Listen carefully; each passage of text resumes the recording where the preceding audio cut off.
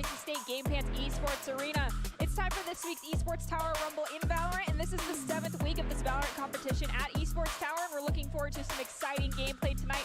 On the show this evening, we'll be showing you 2 games from the early bracket stage and then our first semi-final matchup. Next week, we'll be bringing you the conclusion of this grand event, followed up by the grand finals. Of course, so make sure you come back next week at the same time to see how all of this concludes at a dramatic ending. Riley, let's just jump right into everything here. Last week, we had the exciting honor of being able to see people just jump right into playing KO. What in particular are you most impressed about within regards to bringing in the new operator? I think it's really cool that we're seeing players that just aren't afraid to just go for it. It's something that we talked about when they announced that we were going to get that patch. I think it was 2 weeks ago they announced we were going to get that patch, and we were like, okay, are people actually going to want to run this? Have they practiced it enough, or is it just going to be like one of those things where you just want to run it, so you kind of jump the gun and you get into it? It has been so impressive to see Surge White especially. They completely, they were kind of in the middle of the pack, and then all of a sudden, they were just there. They were competing at the very top. KO completely changed the way they played the game, and it's almost like it's broken the Esports Tower meta. And I'm going to be really interested to see how it, continues to affect both here and in the pro scene as well. I mean, it's crazy. KO, unless something changes, KO right now is the key, I think. Traditionally, we have, the slower pushing, but the introduction of KO has just made everything go, pedal to the metal, no holds barred. And this week, these are our teams lined up for our beautiful tournament here. We have the Flares, the Cyclones, Firestorms, Landslides, Lightning, Meteors, Monsoon, Surge White, and Blizzards. So we'll be able to at least see a couple of these teams this evening, and we'll see how everything shook out for our bracket stage leading up into our finals for next week. We do see that we have Landslides versus Lightning, Cyclones versus the Meteors, the Firestorms versus the Monsoons, and Surge White versus the Blizzards. So whoever wins out in the game against Surge White and the Blizzards will go on to face the Flares. Yeah, this will be kind of fun. It's a little different than what we've been having in weeks past. We did group stages for a while. Back to the bracket, which is always fun. Creates kind of a fun, that single elimination atmosphere. Kind of puts more importance on each of these games. Those group stages, sometimes you could afford to drop a map. This is going to be fun to get back to that original tournament format. Well, if you do not want to drop a map, you got to keep in mind some important ideas, and those are Doc's keys to the game in Valorant. In particular, this evening they are, don't ego peek the op, especially if it's one of the Jet players. Know your win con, dog, and call out the abilities. Dog, calculate your enemy econ, fool. That was the best Dr. Haskell impersonation I could possibly do. Doc's keys to the game are presented to you by Esports Tower. Score pro advice at esportstower.com. Improve your game sense, improve your team play, improve your performance under pressure. You'll get matched with great players and professional coaches to help you rank up. That was fantastic. That was one of the best. I thought Doc was actually sitting next to me there for a moment. I'm not going to lie. I try to emulate that man. He is my idol and my hero when it comes to everything esports related. I would not be here without him. It's the only thing I can do is is give this man the honor of doing the best I can with those keys to the game. I think those are super accurate, though. And I think the fact that don't ego peek the op is the first one is so significant because it has been so fun to watch the great op play that these Esports Tower Rumble contestants have. Ops are so fun to watch right now. Well, we'll see if any of those ops are brought out in this exciting bracket stage for this week, full of a lot of close games with new faces on some of these rosters. So we'll jump right into the gameplay and see how the first of these games shook out. This is Surge White versus the Blizzards. Honestly, I'm hoping that we got Samba going with that very aggressive Sage play, just playing like they're an initiator across the board, and Rengoku. Rengoku, we've seen you notoriously do that, so let's bring it back this week and do it again on Icebox, nonetheless. Yeah, Yasuke going with that Astra instead of the KO, opting for a little bit more traditional agent pick. Kind of hard to say traditional because Astra hasn't been out that long either when you think about how long the game's been out, but Yasuke always kind of throwing that wild card into the mix. It'll be interesting to see how that matches up. The Viper as well. We have seen the Viper be so effective on Icebox in these last couple of weeks. V-Spicy's done a fantastic job of it. We haven't seen a lot of the Blizzards, so I'll be interested to see how they run that Viper as well. Yasuke from Surge White is one of those players that we were alluding to in our intro. The KO, I'm just going to play this agent and just break everything that anybody knows about playing Valorant altogether and just use that EMP engage and wreck across the board. They also wreck consistently on that Astra, so two agents, at least in my opinion, and I think you might be able to agree with me here, that are very different to play in comparison to one another and across the board. They're not two we see a whole lot of people playing, and it's very interesting to see someone who picks up both. Yeah, and I love it. I think it completely just changes the game. You know, sometimes you get the same agent picks. They're able to just kind of change things up, and it makes it really fun. We've got V Spicy playing that Viper and Dotbot on the Viper as well, too, that we notoriously see playing on both of those, playing those agents. Dotbot taking out Zed Evan right away. We do see that overheal activated, so it gives away your location. Always got to be careful about that. I don't know if you see this, Riley, but do you see the Sova that is kind of looking out for that flank over there by themselves? Yeah, unfortunately right now there's not going to be the information to find that flank, I don't think. It just kind of trades over here in A. You see Sova's finally rotating back into sight, but unfortunately it's all just down to V Spicy, but we have seen V Spicy pop off before. Do the popping, V Spicy! Give them the spice. Oh no. Oh, the spike is right in line of that Sova and the Sage. That's going to be difficult. Samba taking out V Spicy. The defenders will win out that round rather easily. It's okay. It's always difficult pistol rounds. We're probably going to see two back-to-back ones, except for we've got Dotbot, who's like, yeah, I popped off a little bit, so I'm already almost full buy-in here. That's okay. But we'll see if Surge White is able to bring it back and even things out, winning the next pistol round. Interesting, when Surge White was taking, I think our 3-time now landslides to the brink on this map time and time again, they were winning pistols. So Blizzard's winning that pistols really kind of changes the dynamic. Maybe this Surge White team looking to get away from, I mean, you never want to get away from winning, but maybe the focus has been on non-pistols these last couple of weeks. Oh, and we just got to hear V Spicy and Samba talking and Dotbot. No, the voices have been revealed, guys. I think he's back. I think we were on a little pause here, just trying to figure out what's going on, unfortunately. He's back. Yes, it sounds like someone might have disconnected. Good thing they were communicating that no one was trying to take advantage of a man-down situation. That's always good sportsmanship.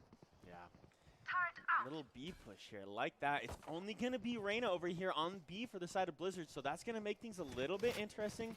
Kind of a split push, and it looks, look how fast Blizzard's already just assuming this is a B push.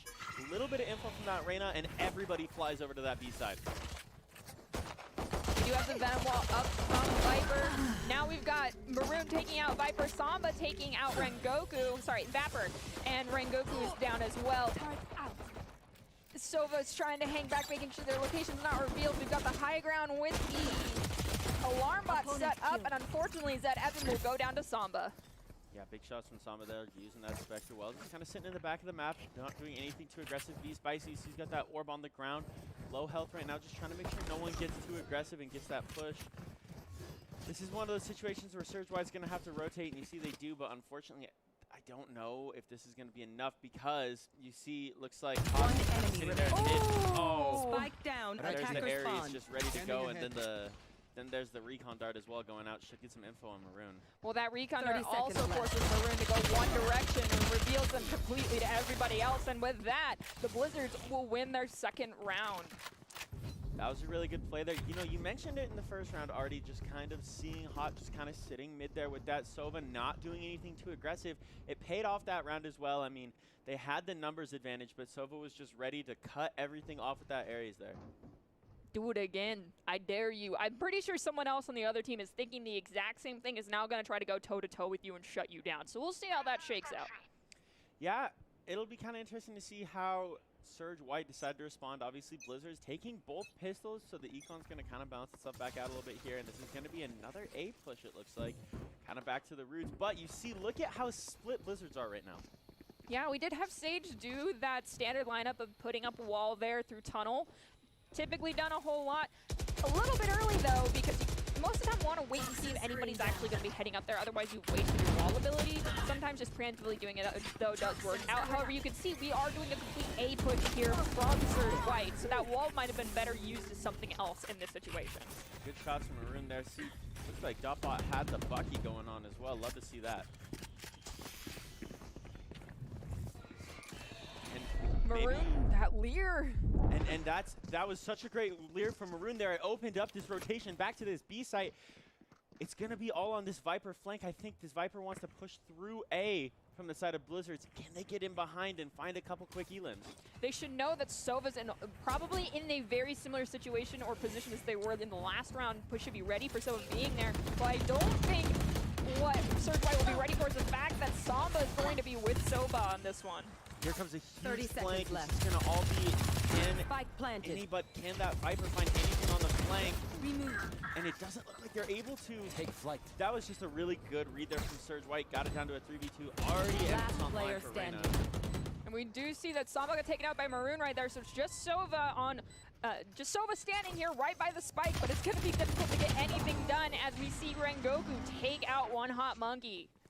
Yeah, there you go. That was a good play. I thought that Viper flank was going to come in huge, but unfortunately, just not able to find anything. Good reactions from Surge White there. The drone just kind of showed you that your fate was sealed, I'm pretty sure is how you felt right there, right?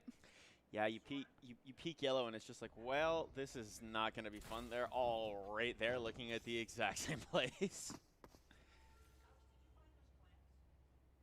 And we do have Samba once again going for that lineup, putting up the wall there right away. We'll see if it works out this time, if a different rotation is taken from Surge White. Oh, no, I thought they were going to wait that time. Darn it. Surge White going for that A push yet again, but we've got a split push happening. We see Viper and Reyna, it looks like, taking the left side to go in, and one other, as well as then two are just going to go in through the front. So they've got multiple angles to gain information here that might be proving to their advantage if it works out in their favor. Yeah, right now, Dopop finding that opening elim, and that was so important because you do see how spread out Blizzards are right now. I think if you're the side of Surge White, at some point you might have to think, all right, is a bait over towards A and then a wrap towards B the move when you've got so good numbers advantages here, just trying to kind of get in someone's head and use that advantage of numbers. And I do think your prediction, Riley, a bait A, wrap around to B was the truth here, as we do see it is just Killjoy chilling out over by A. Yeah, it's going to see if this... See, and now the problem is you see everyone's rotating back over to the side for Blizzards. Spike's just kind of stuck almost back in spawn right now. It looks like Sage is just kind of... There's some indecision right here from the side of Surge White. You gotta do something here because you've got Blizzards a little spread. You've got A open. I think they're just waiting for some info, and I think they might make the wrong choice here and take this towards B. Be very, very quiet or wabbit, auntie. This is going to be a really... Maroon's going to have to win at least one. There you go. There's a good trade. Back-to-back trade right there, though. Maroon got Dot, and then Samba got Maroon. Rengoku finding Vapor and Zed finding Samba. The plant might have enough time. Barely enough. Just milliseconds, I believe, left down on that timer. And now it's just sit and defend, but we've got one Hot Monkey coming in trying to see if they can take anybody out. They did find Zed Evans, so let's see if they can find anybody else. Okay, so Rengoku faked the plant. Now it looks like Hot's gonna fake the defuse and actually just hop it right now. What a play! Go V Spicy! Go V Spicy!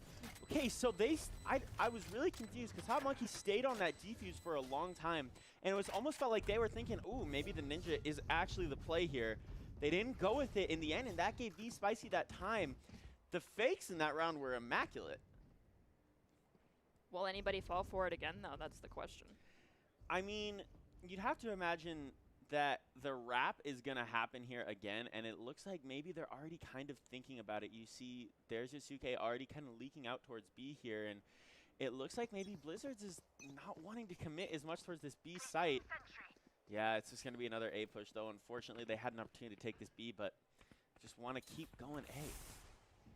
We do have Sage, Viper, and Reyna for the Blizzards with their ultimates online, and then Reyna and Sage for Surge White with their ults online as well. So pretty equal in the econ front there as far as those abilities. I do believe that Sova for Blizzards is pretty close to his Hunter's Fury, so that could be something that's going to really shift the pace of this fight if we see a possible attempt to make any sort of plan or sort of lemmings movement here where everyone's sort of in a straight line going down any one direction or to funnel people into one area, as we do see V Spicy take out Dotbot. Yeah. Surge White, I think, just decided to back themselves in gunfights at the moment, which is apparently the right decision because they are winning big ones. That's another good one from Zed as well. Just the ability. Ooh, wait, that was a ghost onto a Phantom. Good shots from Ducky. Wow. Nicely done. Only losing one player down for Surge White. They're starting to bring it back. Score 2-3, still pretty equal. This is a very, very long, serious type of game. So we can't make any predictions just based off of how things are going just yet. But I feel like one of the big predictors is going to be how these operators and agents choose to use their abilities and when. And that's really the thing that sets apart some of these players is, are they using them advantageously or not? And see, the problem right now, when you're looking at this Blizzard side, outside of that Viper, that poison orb, there's really no smokes on this side, and that kind of makes it hard because getting out of that CT side when Surge White just want to sit back in spawn and just kind of win gunfights makes it difficult. Finally, the push, and it looks like, yeah, it's a late push from 8 there from the side of Surge White, the Reyna, but now it's a B push. You've got the numbers. This is when you've got to get aggressive. Just go. Put the pedal to the metal, my friends. There is only a Reyna and a Sage sitting over there on B. We do see the Venom, sorry, my brain just broke. Wall go up right there from the Viper for Surge White as well. And there is the wall from Astra, so things are about to heat up if they start to initiate off that, and they do. Things are split off. We see the Sage wall come out. The plan is starting, but Vapor right above V Spicy taking them out. Vapor just playing that so well, just getting on that side of the Astral wall there, making sure no one knew where they were, getting some good trigger discipline. Zed finally finds a trade there on the Ducky as well, and that was a really good play from Surge White, but again, Vapor just kind of playing it slow. That was the intelligent play. Agent numbers are equal right now. We do see Maroon finally taking out Vapor. We've got 3 standing for one side. Maroon lowering that number to 2 just now with Dotbot going down. 1 left, and the attackers have 1 out with that borderline double kill. I'm going to say that was teamwork for those 2. Yeah, this has been Surge White right now just winning gunfights. I mean, it's not necessarily like you're not seeing crazy raps. You're not seeing insane strats out of them. They're just winning gunfights right now. So Blizzards, can we do a either tech pause you've got on the left? He had to restart his game. Okay. Oh, it looks like we're having our pause. Maybe. I think it was actually a call out to check the left. Someone's been chilling out there the entire game, which I believe was the call about the Sova. And we do see that Sova, getting bold, has a sniper. I believe it's an op. I think it's just a Marshall. Yeah, you're probably right. Probably is just a Marshall, unless someone was nice and bought it for them, which I doubt. I don't think there's the creds right now on Blizzard's, unfortunately. Not enough round wins to really go around. I don't think that we've seen... I don't think we're necessarily in a spot where we have anyone that's going to want to get crazy aggressive with an op. Yeah, so that's got to be just a Marshall. Yeah, probably. That's a pretty big invest with, and it's kind of been back and forth, you know, kind of the way things have gone in this these opening 6 rounds. I think that would be a pretty big investment for someone who's not necessarily popping off just yet. Wow, Monkey, I hope you heard that. You're not popping off. No, I'm not saying Monkey's not playing well. I'm just saying you haven't, you know, you're not like 8-0 or something, and you haven't, you know, avoided a death and just going crazy yet. That's a 5,000 credits. That's a big investment. Oh, why? No, Yes. go. All right, the reconnect has occurred. Ready to roll now. And you see, you gave Yasuke time to get smokes and everything ready to go here in sight. They've got everything completely planned out where they want this plant. You saw the ping on there and everything. It's going to be a little bit more aggressive here from the side of Surge White. And Maroon goes down, but Rengoku quickly reses Maroon. I don't know how they were. I think their body fell low enough that they were in a situation where it was safe. Oh, they also utilized the wall to make sure the res could happen. Nicely done. Rengoku now going for that plan as Zed Evans takes out Ducky. I'm so sorry, Ducky. wait, okay, so Zed found 2 detains with their Killjoy? Yep.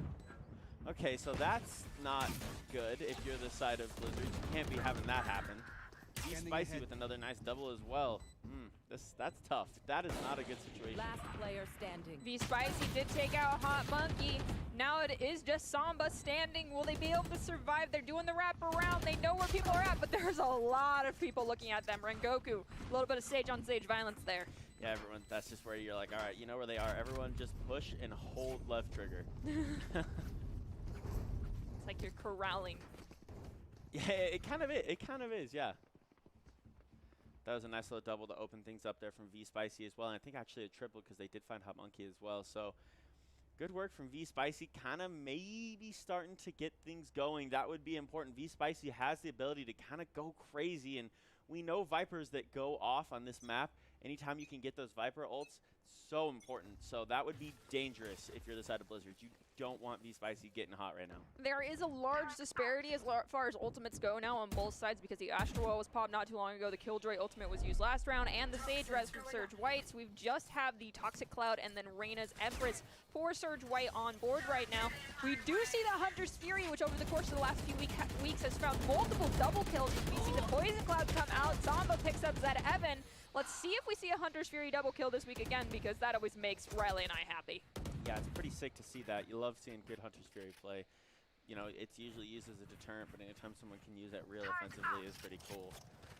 Already down to this 4-on-5. I like the B push, and now the problem is they're pinned in here because Vapors made such a good flank, and it looks like there's another one there. They probably didn't expect Ducky to be there as well, because Ducky just has Classic. Oh no!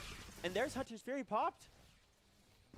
It is going to force everyone to funnel down into one direction, though. However, it does give away Sova's position a little bit, so it can make it easy to force the rotation for the side of Surge White, because they'll just know where they have to be looking and where they can't be going. And Blizzard's invested so much into this round when they thought they had the pinch. And I think they invested it about 2 seconds late, because now, unfortunately, they're down on Agents. They've used 2 ults right now. Viper and Sova both going out. Hot Monkey's just trying to get info right now, but that's a great plan from Surge White. They've wrapped this so well. Such a good play from them. Blizzards are coming in through the front. They do only have their Sage's Resurrectability online. Probably not going to end up using that this round, just because if someone goes down in this area of a firefight, it's going to be difficult to res them. We see Hot Monkey take out Maroon. Rengoku follow that up, taking out Dotbot and Samba. So it is just Sova standing now. Yasuke is a little bit too far away from them to figure out where they're at, and the timer is ticking down. But Monkey going for that defuse, just trying to fake it out, but now sees where V Spicy is. They've got to run away. Yeah, just a quick tap, just see if they can find any sort of an exit elim. Everyone's just going to kind of clear out of sight. Unfortunately, Hot Monkey just got put in a bad spot there. Surge White, way to counter a double ult use there. Got the nice wrap back to the other side of the map, plant down, and defend Spike. That was a great round from Surge White. Really tactical and gunfight prowess there. I don't know what happened to Surge White, but the course of the last 3 weeks, they've just raised their own personal gameplay bar time and time again, and it keeps going up. It's even without the KO gameplay coming out from Yasuke, it's still going up. I don't know what y'all have been doing. The VOD reviews with your coaches have been working. The aim, you guys already had it, so it's not really a thing that you had to work on, but just the ability to disrupt the thinking of the enemy team has been coming through for you guys. Yeah, this is one where it was calling out for some nice duelist play right now, and we're seeing Maroon just kind of take care of business right now on that Reyna. Getting a little aggressive. That was something that was really needed, was that aggressive play. It was a slow start to this game, and Surge White's just been a little bit more aggressive. That's been the difference, I think. A couple things I want to point out about this Blizzard team. They are holding their ground quite well against Surge, even though they're a team that we ourselves have not seen the name of.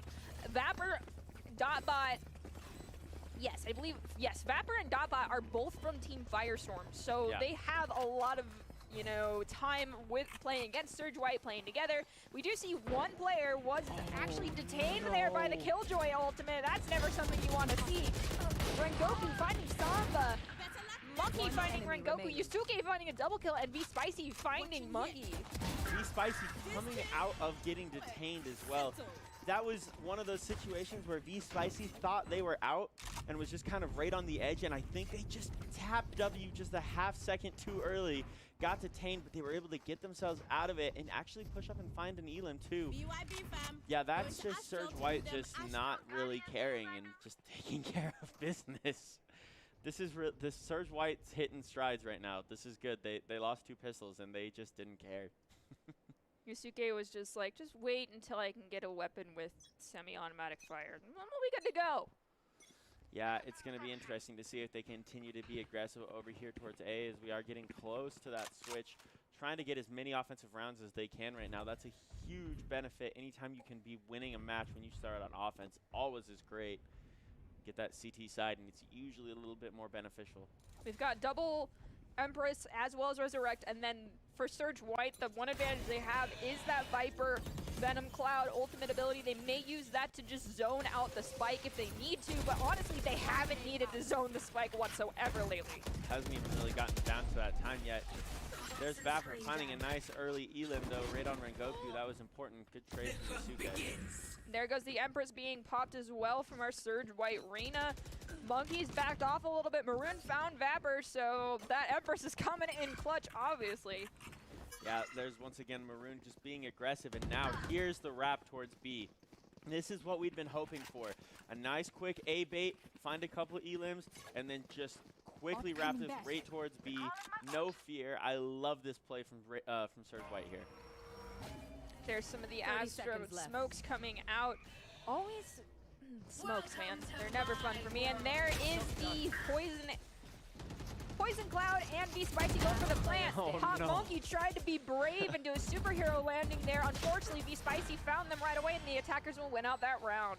Yeah. Surge White is now, that was a great wrap, and unfortunately for Hot Monkey, that's one of those ones where you hear the plant go down and you're thinking, all right, people are probably, there's one back yellow, there's probably one on the other side of site towards that CT side. No one's landing. Yeah, I was gonna say, there's usually not 2 or 3 people all just staring exactly where you're gonna be landing out of container. It's like, oh, that's not fun. He also used a shock dart right before he dropped, and I think that might have given away his location a little bit too much. Yeah, it could be. And one, you saw that shock dart was going towards back yellow, so I think Hot Monkey just kind of assumed that it was going to be kind of at least 1 or 2 back yellow, not all just like huddled together in the poison cloud. Hot Monkey did pick up a sniper rifle yet again this round. They are back of A, going in for that sniper nest area, so if anybody knows how they like to operate and is aware of the fact that it's about time for them to have another sniper, they got to keep an eye out for that. Now it looks like Sova's just hanging back a little bit, trying to make sure that flank isn't going to happen, and they're coming back in through A as the firefights begun. Vapor taking out Yasuke, so there goes the spike, and then Hot Monkey finds V Spicy and Zed finds Samba. Looks like there might be maybe a baby flank coming in here from Blizzards as well. You see Viper's going to be wrapping back from mid here. They went straight to B. There's that res from Rengoku though onto Yasuke. Balancing out agent number 2 again. Unfortunately, Ducky will find Zed, and then Rengoku will find Vapor, so even that score right away, we see another smoke go out so Yasuke can get easy rotation. Maroon takes out Ducky. I do believe Ducky died twice, possibly. Or I'm crazy. Yeah, that was just the first time Ducky's died. They didn't use their res. We do still have Viper and Sova standing, however. It is just 2-3, so we still could swing either way. Yeah, and now you see there's a quick wrap, a good leer to kind of throw it off. They're going to get this right back around towards B, and it's this 2v3 like you said. The Astro Wall's going to block the flank as well. Great plays again here from Surge White on the wrap. Go Surge White, but go Blizzard. I can't root for either one because all of you are fantastic people. And here we go, Hot Monkey. There, see, I told you, it's the shock dart reveal from the high left. But you found Yasuke's head, obviously. Unfortunately, though, Maroon with the double kill, finding Dotbot and Monkey, and possibly enough time to get the plant. Nope. In the half. That was, you know what, and you called it. There was the shock dart kill as well. That was a good elim from Hot Monkey there, taking care of business, using that shock dart to their advantage. Looked like they were in trouble with the rotation, but they were able to counter it out. Now we are in the use it or lose it round. This is the last one before the rotation takes place. So there's a lot of ults in play. I'm going to be very interested to see if all of them are used from the side of the Blizzards. Surge White used everything they had on that last round, but as far as the scoreboard goes, they are in a very comfy situation. It does not really matter if they come out on top of this one right away. Yeah, Blizzards countered that really well. There was a lot of strats coming in there, and they'd seen that A wrap to B once or twice now, and they were ready for it. Kind of a different look here. It's a 4-1 push. It looks like Killjoy's just kind of chilling out over there in T-side spawn, just waiting to see if there's a bait there, and they might get some info that there's 2 over on B. Vapor and Ducky both barely dodged that Astra ability right there. Did not get sucked into the middle. We see the wall go up, though. Vapor's already shooting it, so their location's been revealed from that sage wall. That's all you really need. So long as you know where someone's at using that wall, it's worth the use. Yeah, this is interesting. I'm enjoying watching the timings of these rotations over here in mid and B. That was a huge find from Zed. That was dirty. Initiated. Wait, is this? Are you gonna manage to get the Sage over there? No, that's your own teammate, right? Yeah, that's your teammate. You should be fine. What? No, Zed. Zed went down to Hot Monkey, and then the Spicy found Vapor, so now it's 3-4. Surge White is up by 1 agent right 30 now. seconds left. 30 seconds on the clock. This could be a little bit of a risky situation. Maroon's just trying to chill out a little bit, make sure their location doesn't get given away to anybody. Sova's really close to them, though, so they may be able to pick them up. The problem is, and there's Hunter's Fury getting popped as well from Blizzard. Surge White wanted to wrap that back towards B, but they didn't have the chance because the Killjoy got destroyed. Hot Monkey did pick up one with that Hunter's Fury, but as we mentioned earlier, when you use that, it gives away your location right away, and Maroon was just waiting, heard Sova instigate that. Once you start the animation, you're kind of in a sticky situation if anybody's coming up on the flank. Yeah, and Maroon just, that in-game knowledge, great plays from them, kind of leading this away. At the half, 9-3, that's a great lead for Surge White. Now the Blizzards really got to start working on closing that gap. They need to win these first 2 pistol rounds right away. They do not want to go down to be 3-11. That's a difficult situation to come back from. We've got Rengoku going with a default wall placement, just like we saw Samba doing earlier in the beginning of the rounds. Let's see if it works out in their favor. We might see a push through tunnel. I see the rotation. Looks like it's going to be going for B. Probably not through mid, so tunnel wall, worth it, but not always worth it. It might actually give some info to other people. And this is Blizzard's, I think they're trying to do anything they can to get a little bit of an advantage here. You see, there's that Recon Dart going to go out from the side of Sova, I believe, and the Viper Wall as well. So trying to get some information over here towards B, and look how fast Surge White just know this is a B push. It's a quick rotation from A. They leave one over there. Rengoku didn't even use the wall! Yes, Rengoku! That's what I like to see! Wait until you need to use it. If you hear them going up, then use it. Don't waste it. Though, I'm not the coach. Your coach might have been telling you to do that. Samba, you're going gutsy inside that toxin.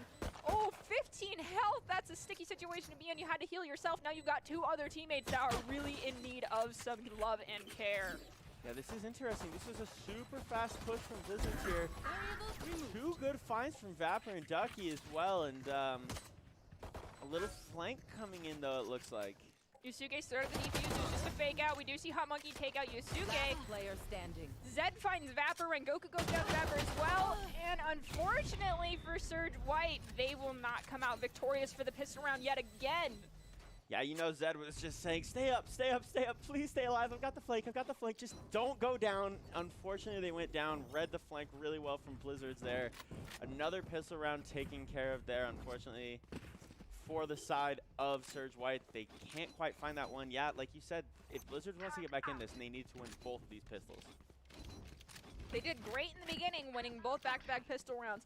Surge White, however, as you mentioned, has done it themselves in the past, winning out pistol rounds. It kind of was where they popped off right away and set the pace for a lot of the matches that we've seen them in. This one, however, they're struggling a little bit with the... If Surge White wants to secure their position right now and ensure that the Econ's going to just remain a little bit busted and more in their favor, they have to win this one, however. Yeah, I love this 2 rounds in a row, just forcing it right down B. This is a very different play from Surge White. We see teams that love to give a little love towards A. They were fully invested towards this B. You see the alarm bot's going to go back there on this flank so no one can go there. A double watch on the flank as well. Blizzards are invested towards this B site, going to cause some different fights and some different angles than we normally see. There was a commit of both the Sage Wall as well as the Viper Wall, Venom Wall. We've got Yusuke trying to go for it. They went in Astral Plane and dropped a couple of smokes. Unfortunately, Dotbot will find Yusuke and Maroon will find Dot. Then Vapor will find Maroon as well. Long distance, Samba taking out V Spicy. Now, just 1 player remaining for Surge White as that spike ticks down. Zed, I unfortunately do not foresee you succeeding. Yeah, that was an unfortunate one there.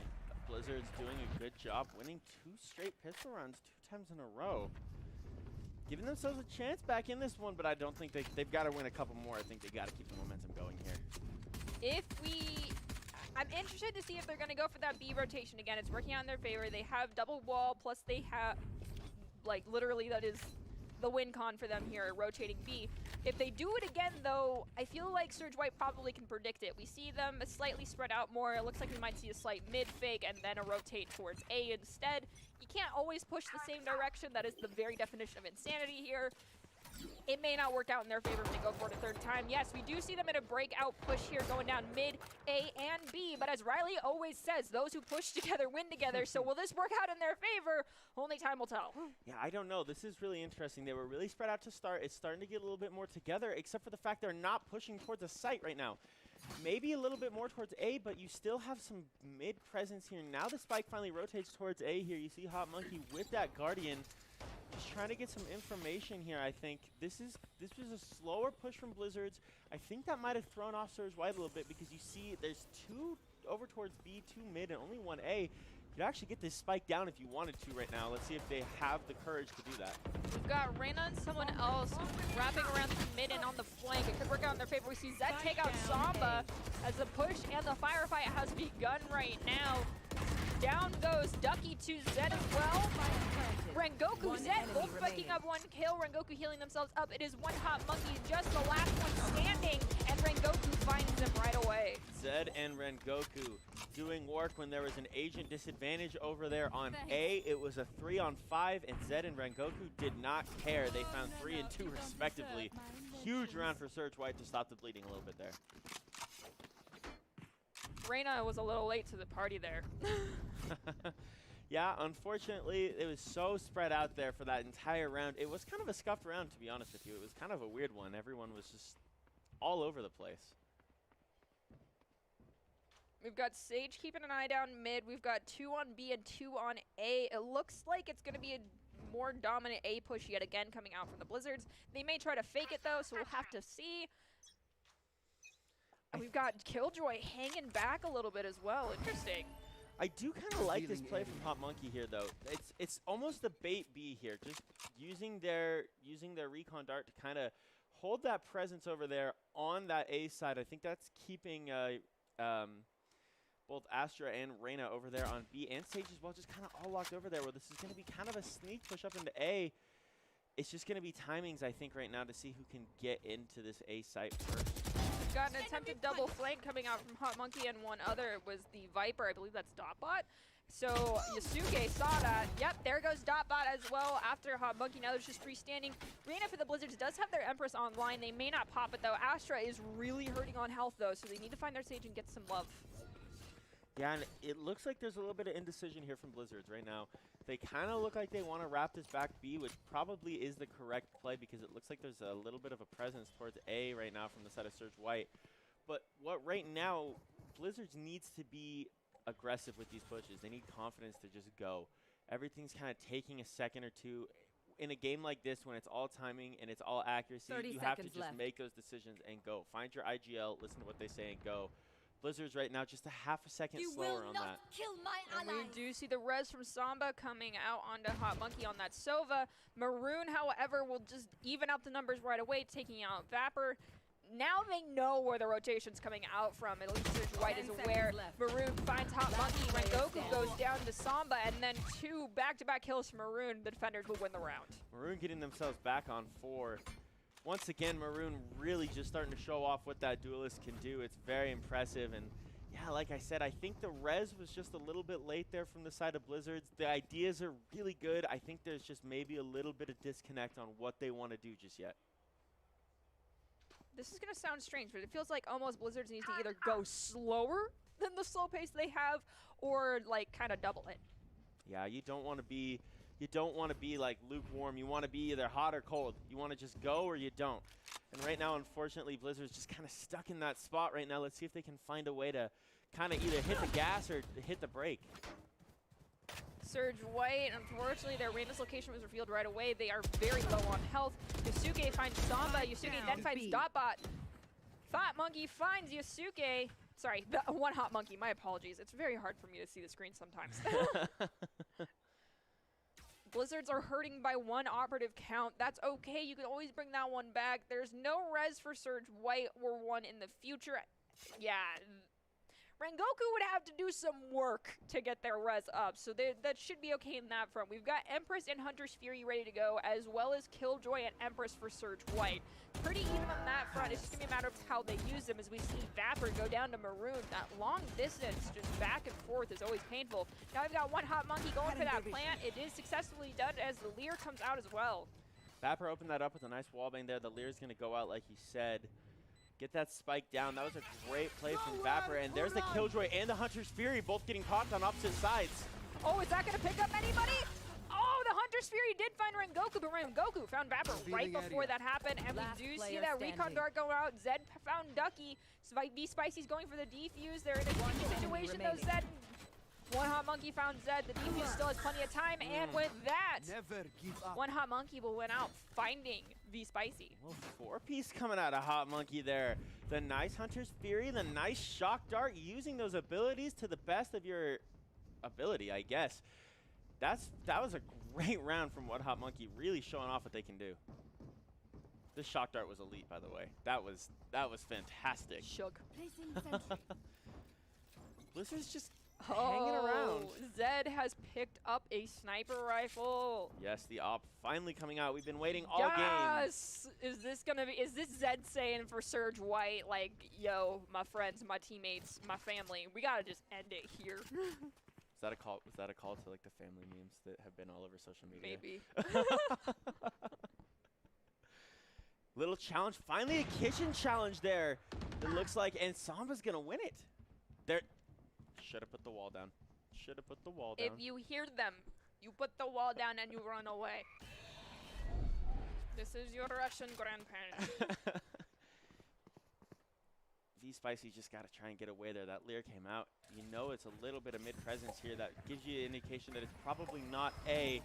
See a little rotation towards B here. Oh, Reina is literally right up against, yes, coming up on... V-Spicy picking up Vapor and Samba. Nicely done. Now Zed coming in with that sniper rifle, see if they can do anything. Dotbot got 2. V-Spicy followed it up, taking out Dotbot. So the numbers are equal, 2-2, both sides. No one really has any major abilities that might come into being a doom sentence for anyone, except for that Shock Dart from Sova, so be careful. What kind of sucks right now is, unfortunately, as you see the Swarm Grenade going to go out, there's the op finally getting picked up. You were wondering if it was going to, just because right now at 2v2, you might not necessarily want that op in range, but what a shot from Zed! I shouldn't have said anything because Zed with the double! That was, I'm gonna say it's spicy. Oh. I was about to say that was very spicy, and I'm like, crud, we're staring right at V-Spicy. I'm sorry, V-Spicy, but your name just worked out too well for that one, and if it were any other name, I still would have said that word, those 2 words, so hopefully you don't think I'm just trying to be punny. Nah, it's fair. And can we get some caster curses in the chat? Because once again, me saying something dumb about not having the op in a 2v2, the op comes through with the double to finish it out. Zed, why haven't you had it before? It's okay, Riley. It happens to us all. Sometimes I feel like the Esports Tower players intentionally do some things, being like, I bet these 2 are going to say XYZ about this, and I'm going to prove them wrong. I respect it. I respect it. If that's what y'all are doing, respect. V-Spicy popping off the Venom Player right away, so is that going to be basically guaranteed we're going to see a plan here? Well, we might, but Samba went down to Zed, so the spike is now in the line of sight of everybody over here on site A. It's going to make things difficult to see the attacker Killjoy go down, so that's going to give the opportunity for the attackers to pick up that spike and possibly get the plant off. They need to get out if they're on the defense side. Zed finds Ducky, Vapor finds Spicy, and now One Hot Monkey is getting the plant. Yeah, this was there's a lot of great shots from Zed. That would have been insane. The reload just took him out of a huge 4. That was huge. That was absolutely massive. That Surge White, once again, a different way to win. They won that in a very, they did a couple different things. Fantastic. Well, Surge White is the first victor of this evening. Congratulations. Both Riley and I are definitely hoping to see you in the grand finals this next week, just like we have with the past couple of weeks, and perhaps see you turn the tides finally and create the biggest upset we have seen thus far in the Esports Tower Valorant Rumble. Well, you know, Riley, going at it alone can can only get you so far. Ultimately, if you want to increase your chances of success, you have to level up your teaming skills. We just saw that with everyone across the board here. Surge White upping the game every week, and Blizzard a new lineup for us with players we've seen before coming in clutch, working well together despite this being one of their first times playing together. And you can see how talented everyone across the board here is. Esports Tower really takes the time to create well-matched teams with great coaches, and I'd like to give a shout out to all of those coaches. And if you haven't checked out Esports Tower yet, then you definitely need to check them out. It's a fast track to help you rank up. Yeah, and we did see some really cool strategies coming out there from both sides, some different stuff. You saw how Blizzards wanted to force that B, some wraps out of Surge White that were just chef's kiss perfect. A lot of good stuff coming out of Esports Tower players right now. But this crane cam. I know. It's so pretty. The wheels. Aw. The production's always just getting. Oh, and there's our doc up on stage. All right, well, so we just got to see the wrap up of one of our first games this evening. So let's take a look at our standings after that one. We did get to see the bracket lineup, but now we'll actually get to see what it's going to look like for the rest of tonight. We've got the Flares going against Surge White, Landslides going against Lightning, Cyclones and the Meteors, and then Firestorms against Monsoon. Some little elemental vengeance happening here in my humble opinion. We'll be very excited to see how that all shakes out here right after this break, so be sure to come back here in about 3 minutes, and we'll bring you back with all of the action in our next round of Valorant. See you soon.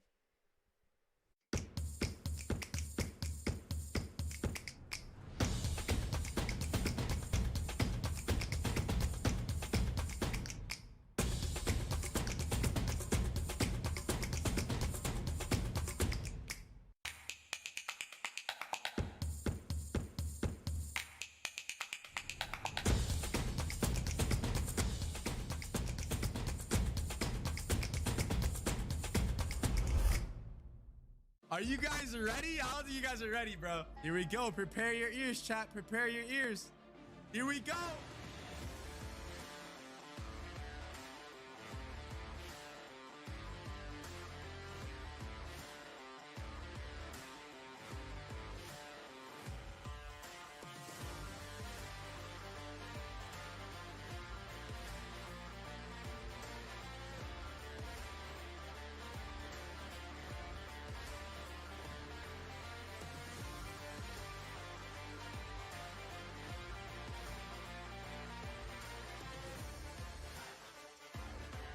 Yes, sir. Welcome, ladies and gentlemen, to the Shmi Cup. They're not going to be ready for this. Oh! Oh!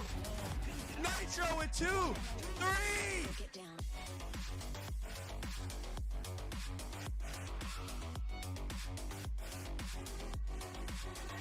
Dark wave.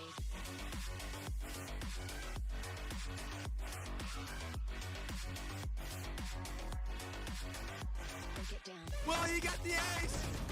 He got the ace to close it. Corey is your first Shmi Cup champion. UFC events, brought in some heavy hitters to support this tournament. I hope you guys enjoyed it. It was the first Shmi Cup. Hashtag never alone,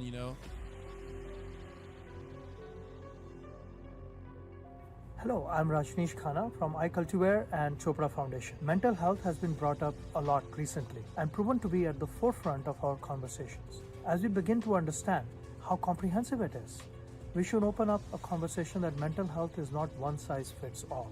We all need help or just someone to talk to from time to time. Mental health is a very serious thing, so I'm glad that we were able to run this tournament and showcase and just show that and help support that cause, for mental health. So thank you guys so much. Let me go talk to the Esports Tower team. Yo, what's going on, guys? Hello, man. So how did it feel playing against 10s? I was shaking. Yeah. Shaking the entire time. You guys got rounds, right? So that's all that matters. Yeah. And don't feel down. You No, literally just played. I feel great right now. Okay. Yeah, you guys literally played against one of the most stacked teams, I think, of this tournament. All the people that are watching too, like, you guys can do this as well. You guys can earn your chance. Go look up Esports Tower, and they're doing good things over there.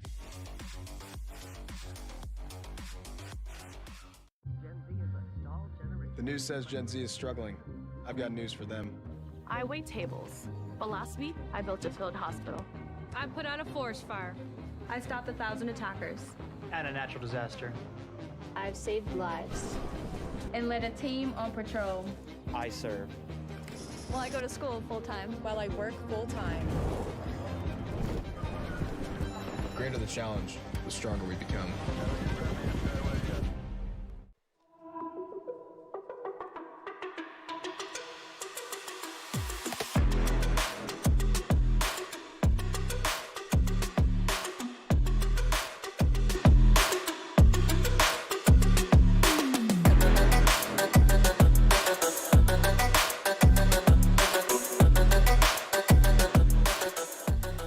Welcome back to this week's broadcast of the Esports Tower Rumble in Valorant. We're broadcasting it from the Boise State Game Fans Arena.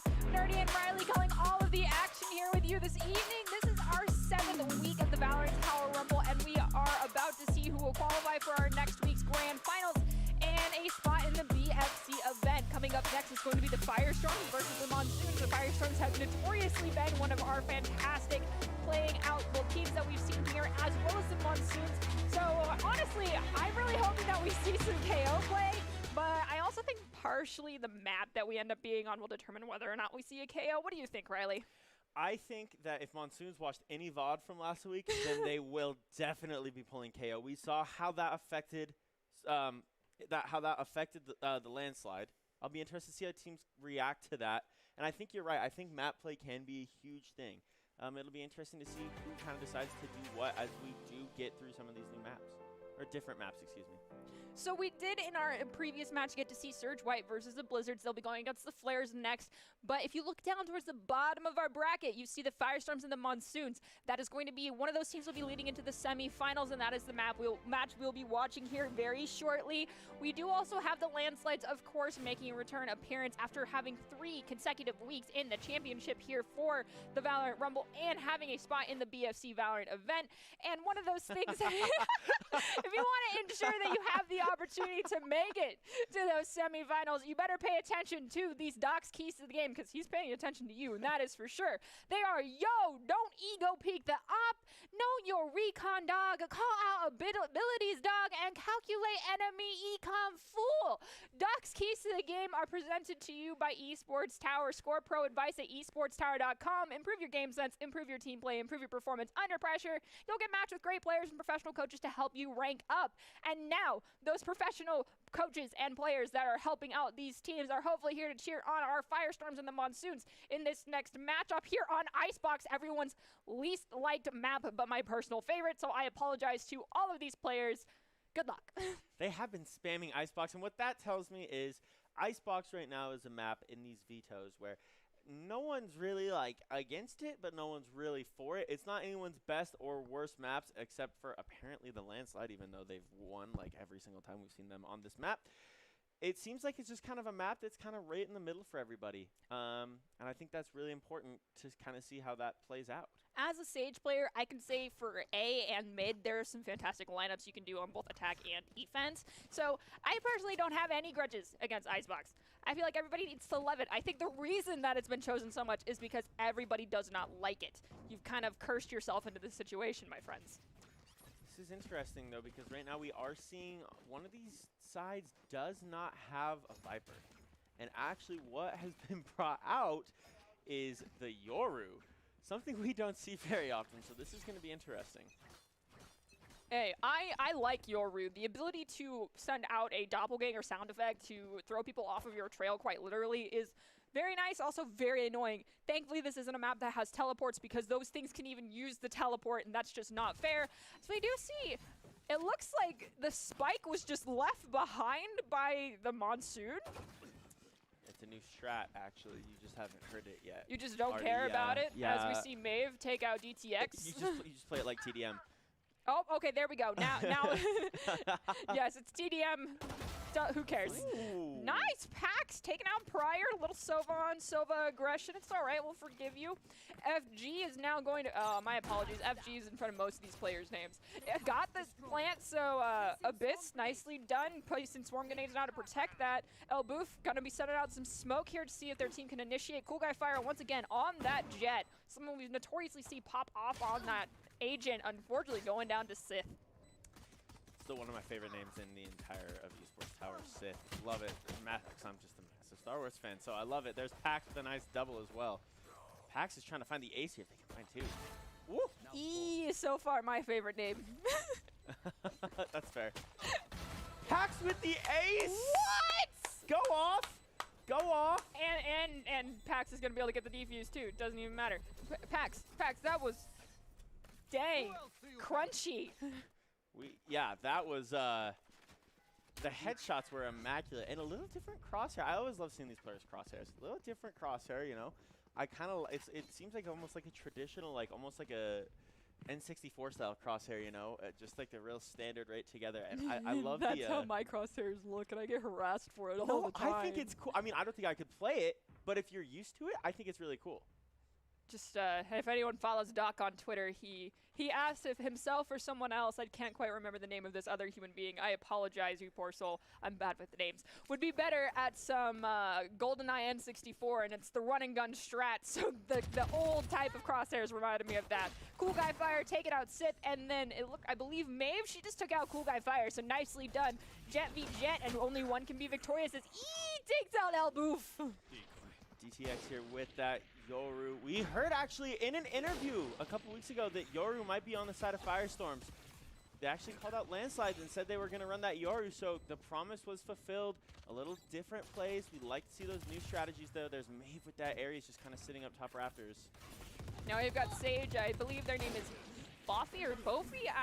We apologize right out the gate for pronouncing these wrong. We do our best. Getting the plant. Pax now wrapping around, seeing if they can find anybody. Doesn't matter. That was the defuse. There was just a straight ninja right in the middle of the round for no reason at all. What a play.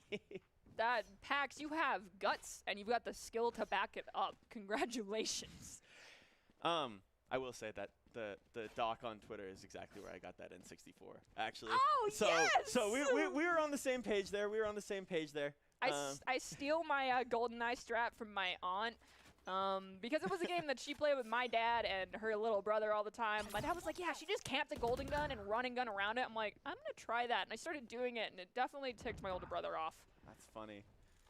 Too big from the Monsoon. Monsoons are looking really good here once we get out of these pistols. Once again, Firestorm's winning both of them, but Monsoon, couple early elims there. Good strats from them, just finding big kills, just coming straight from that T side. We do see Abyss take out El Boof. Firestorm's last week was knocked out in the tiebreaker against the Landslides after making it to the finals the week prior. So they are definitely looking for their comeback Cinderella story here, so to speak. And they've looked like they were ready to break through and win the championships. They just have to beat out the Landslides finally. So unfortunately, Monsoons, you might just be an obstacle. I don't know though. Monsoons look really good there. They did some, they have some different strats, I think, you know, just kind of countering with a pretty standard like comp here. Playing that Yoru on the side of Firestorms, it'll be interesting to see how that kind of plays out. I really do think that's going to be a disadvantage for Firestorms. That's not a diss to DTX's Yoru. I just think that right now the meta for Esports Tower, especially Icebox, has got to be Viper. So Yoru's ult drives me bonkers. It's one of those ults that I just. Well, it's so hard to use, and it's since they've patched it and made it a little bit better, it's nicer. But like when it in that middle time after it came out, before they've made it better, it was really hard to run. So if anyone's in the chat and wants to give some flack to a large bagel for being a Yoru main, feel free to do that. That is one of our Overwatch players on the varsity blue squad. I was like, I'm so lost. It's all right. Oh no, we've got it looks like something is wrong. I see a what is wrong question dropped in the chat. I think someone might have disconnected again. You know, these Riot servers, they do a fantastic job of ensuring that you have great connection, and you start getting hit with the packet loss even though your ping is, you know, under 40. Anything above, I believe, 45 hits you with the packet loss moment. So maybe you just booted someone for hitting like 60. Yeah, the dedicated servers on Riot. I remember when this game first came out, I was online and I complained about lag, and everyone was like, "Are you kidding me? Really? Are you kidding me? Like, really?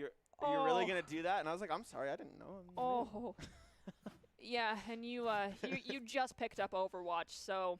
Oh, they needed to pause. Someone had to use the restroom. That is something I'm very familiar with. Every match, after every game. Same thing. It happens. I totally understand. Drink a lot of water. It's a good thing. Stay hydrated. Yeah, I'm very proud of you. You know, I've noticed in our chat, every single time we have this, someone is in the chat saying, hope you have a great day, drink lots of water. They're cursing this now. I love reminding people to drink water, but they're cursing these players by making them use the bathroom now. Stay hydrated. I don't care. You can pause. The game can wait. This isn't it is online, but it's not exactly online where it's like, Mom, I can't pause. I can't pause. I'm in the middle of an online game. In this case, you can actually be like, yo, I gotta go. And, you know, you're in your house. It's not like you're gonna have to go down 2 levels or anything to find the bathroom like you would at a school library or something. This is true. This is true. And yeah, I would rather you drink lots of water and stay hydrated. That's true. Well, it looks like we might actually be back online. There we go. Getting back into this game. Let's see if the hydration break was worth it. It has been so hot right now lately. I mean, where we are, it's been like 105 and smoky every single day. It's been disgusting. For anyone who doesn't know, we're located in the high desert. It's not fun. This is not fun walking from car to building in. No. I swear I've lost like 4 pounds just due to sweat. All right, we've got all of Monsoon looking to rotate towards the left. Maeve found Pax right away, so she got an early pick there. Nicely done. Firestorm's going to be hurting on that agent front. E is going for E. Every time I'm going to say your name, I'm going to giggle. Got the plant off quite easily, so no problem there. But now, Maeve going in. 2nd kill right there.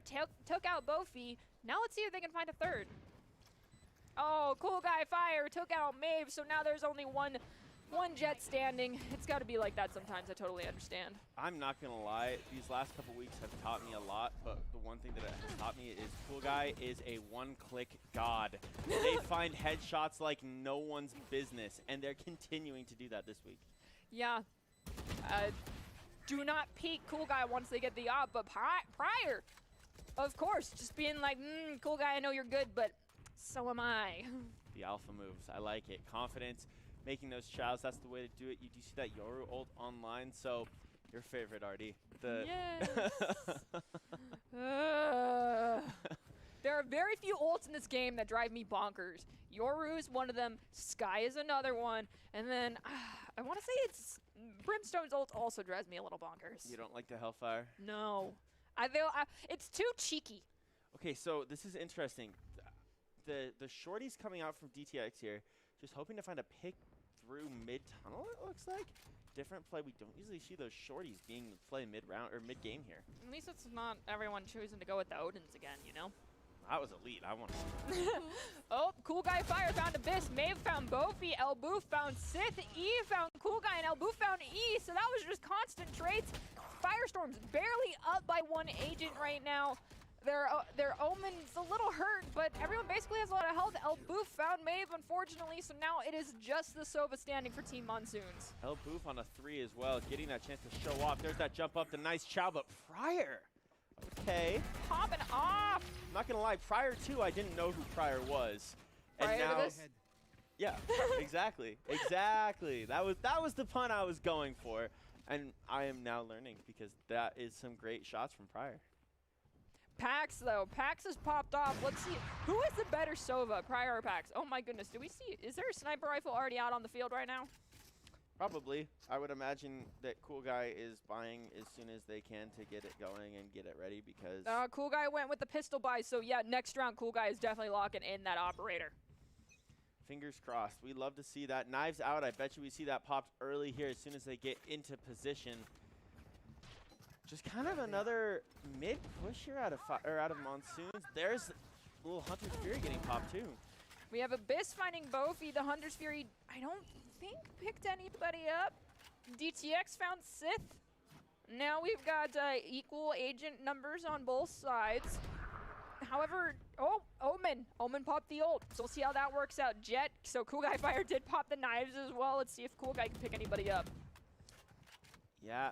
Cool Guy's going to have to try and get in and get a little aggro here because this is a nice little setup from Monsoons. It is a 4-on-2 though, and there's the knives and can't find anything. DTX found 3 in total so far, and now it is just Sova. Prior goes down, and the defenders win that round. Yeah, those are nice shots from DTX there. You see almost back on that ult again, only 1 point off it. So DTX kind of doing some work. I'm interested to see if it continues to be really, really good here. Always nice to see more flashes, and then like you talked about earlier, the decoy kind of plays. It does add a different play to this team. I want to sit down one of these times and actually like listen to the decoy sound footsteps and real footsteps of Yoru over and over again to see if they're exactly identical, like they use the same sound clip, or if they're slightly different, to try and get, like, you know, those top tier gamers to realize there's a difference. I'm like 95% sure they're different. I'm pretty sure. I think the pace of the doppelganger is different than a standard Yoru walk, but we'll have to see. Knives getting caught from Monsoons there as well. You see Cool Guy had to get away because he couldn't find anything in that last one, so they had to buy the Vandal, unfortunately. Oh, that's unfortunate, Cool Guy. Maybe next round you'll get that Operator. As we see Maeve and Sith go down to Cool Guy and Elboof in succession, we hear this Hunter's Fury come out, and it does pick up Elboof, and then Pax finds Abyss shortly thereafter. Man, look at Fire just going off. Pryor's having a great game. Unfortunately, Cool Guy Fire doing work, but Pryor is really good for this Monsoons team. We hadn't had a chance to see much Monsoons, but Pryor is really good for this Monsoons team. All right, Cool Guy, what are you gonna buy? Nope, no sniper rifle yet. We're watching you. We're watching you. Sag. Op. Riley might be giving bad advice right now. No, the op is never bad advice when you hit good shots. The op is never bad advice. Okay, that's also true. Cool Guy Fire does pop off with the op, so do multiple members of both these teams, but sometimes it's just not the right play. I've had people on my team definitely go, hey Nerdy, you want to make an investment? And Maeve taking out Boofy, and then E taking out Pax. DTX finds Sith. So now Firestorm's hurting a little bit. They're down to DTX. Yep, using that ult. Unfortunately, revealed their location a little too soon, so Maeve found them right away. That's tough now here, Cool Guy. They've got that. They saw the gun there. That was a great play from Cool Guy using that info. They're just kind of flying right around this map. There's that updraft going to get them up in the, looks like in the top tunnel. I love that Phantom skin. It is. Pryor found Elboof. Now it is just Cool Guy Fire standing in Abyss. Connected the bullets to Cool Guy Fire right away. That's one of those ones I'm kind of surprised you didn't stick with the Vandal there. If you could have got some good clicks on the heads, that would have seemed like the play, especially with using that tailwind to get yourself a little further away. The headshots with the Phantom probably weren't going to be one-taps. Little surprised with that pickup from Cool Guy, but they're a lot better player than me, so I guess I can't really criticize. Yeah, neither one of us really can. I have yet to even attempt to play competitive, in all honesty. But I also live on farm internet, where I am on copper wire, which is one step above dial-up, so Riot servers don't like me. Fair enough. Cool Guy taking the high ground. Now we do see that the recon dart went out, got picked down, but Maeve found Cool Guy before Cool Guy could use that tailwind to get out of the way. Elboof didn't, then found Sith. Maeve is hurting on that health front. We do hear the Killjoy ultimate get popped as well. So the attackers now are pushing forward. They've got a chance to get some space for using that. Let's see if any of the defending players will get detained. It looks like everyone made it out okay, though, unlike our last round.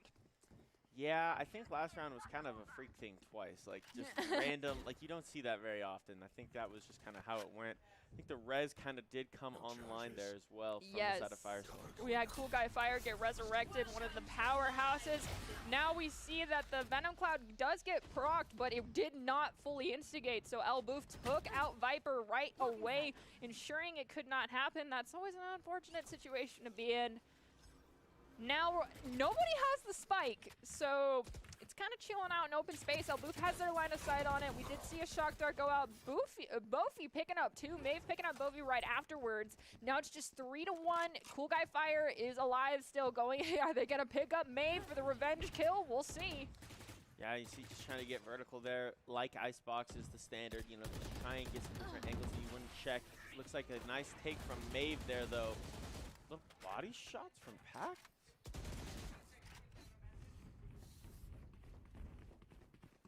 Pax with the body shots. That's not something that we normally see out of these esports tower players. A little different.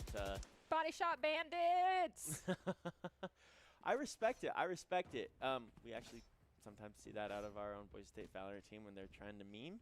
And it usually means that they're ready to go. They've got the confidence flowing. So maybe that's what we're going to see out of Firestorms here. Don't let your egos get too big. That's all. That's my only advice. Oh, we've got Jet and Jet both with knives ready. Are we going to see both of them pop them and then go after each other? Because that is what I live to see. Be interesting to see if that is the play. I would be surprised though if we do see Cool Guy having bot again this round with that Phantom. Ooh, El Boof with the double. That was clutch. May have picked up El Boof shortly there afterwards though. It's always a risky situation. Getting a double kill, kind of have to remain a little bit stationary. It gives away where you're at. Pax found Maze thereafter, so scores evened out a little bit. But as far as agents go, Monsoons are hurting. They still have the spike in their possession, but it's going to be difficult as we do see Cool Guy Fire being taken out by E. And both he find E and Pryor, so the defenders will win that round. You know, okay, call me crazy, but I think, is this the third Rumble in a row that we've seen a new agent on fire, or a new player on Firestorms? I feel like they've been kind of rotating through players on that Sage the last couple Rumbles. And it's kind of been a challenge to chemistry, I think, for these players, but they're not showing it. They're doing a really good job. I don't think it's challenging the chemistry, and the only reason why I think that is because all of these Sage players play her like she is an initiator or a duelist, and they just, you know, go ham, and they also make sure they stay alive. There's knives from Cool Guy. Both of them popped the knives. That's what I like to see. Okay, I liked it. It was instant too. I mean, that was planned. Aw, Pax. Pax found Maeve before Maeve could even go try and get Cool Guy. Now we got Abyss taking out Bovi, DTX finding Sith as well, so the Spike is still in possession of the Viper on side of the Monsoons. Firestorms are up by one agent, but that might soon change here as we see DTX take out E, bringing their agent advantage here up by 2. And the shorty comes out from DTX, and with that, the defenders will win. Double knife from Cool Guy. It might be time for the op. I love the flash there from DTX though, but I think now that we see a double knife kill, might be operator time from Cool Guy Fire. The best part of this game is watching good op play. Wait, what? You have to say the exact line the whole way. My apologies. Don't ego peek the op, yo. There we go. There we go. Gotta throw the yo in there.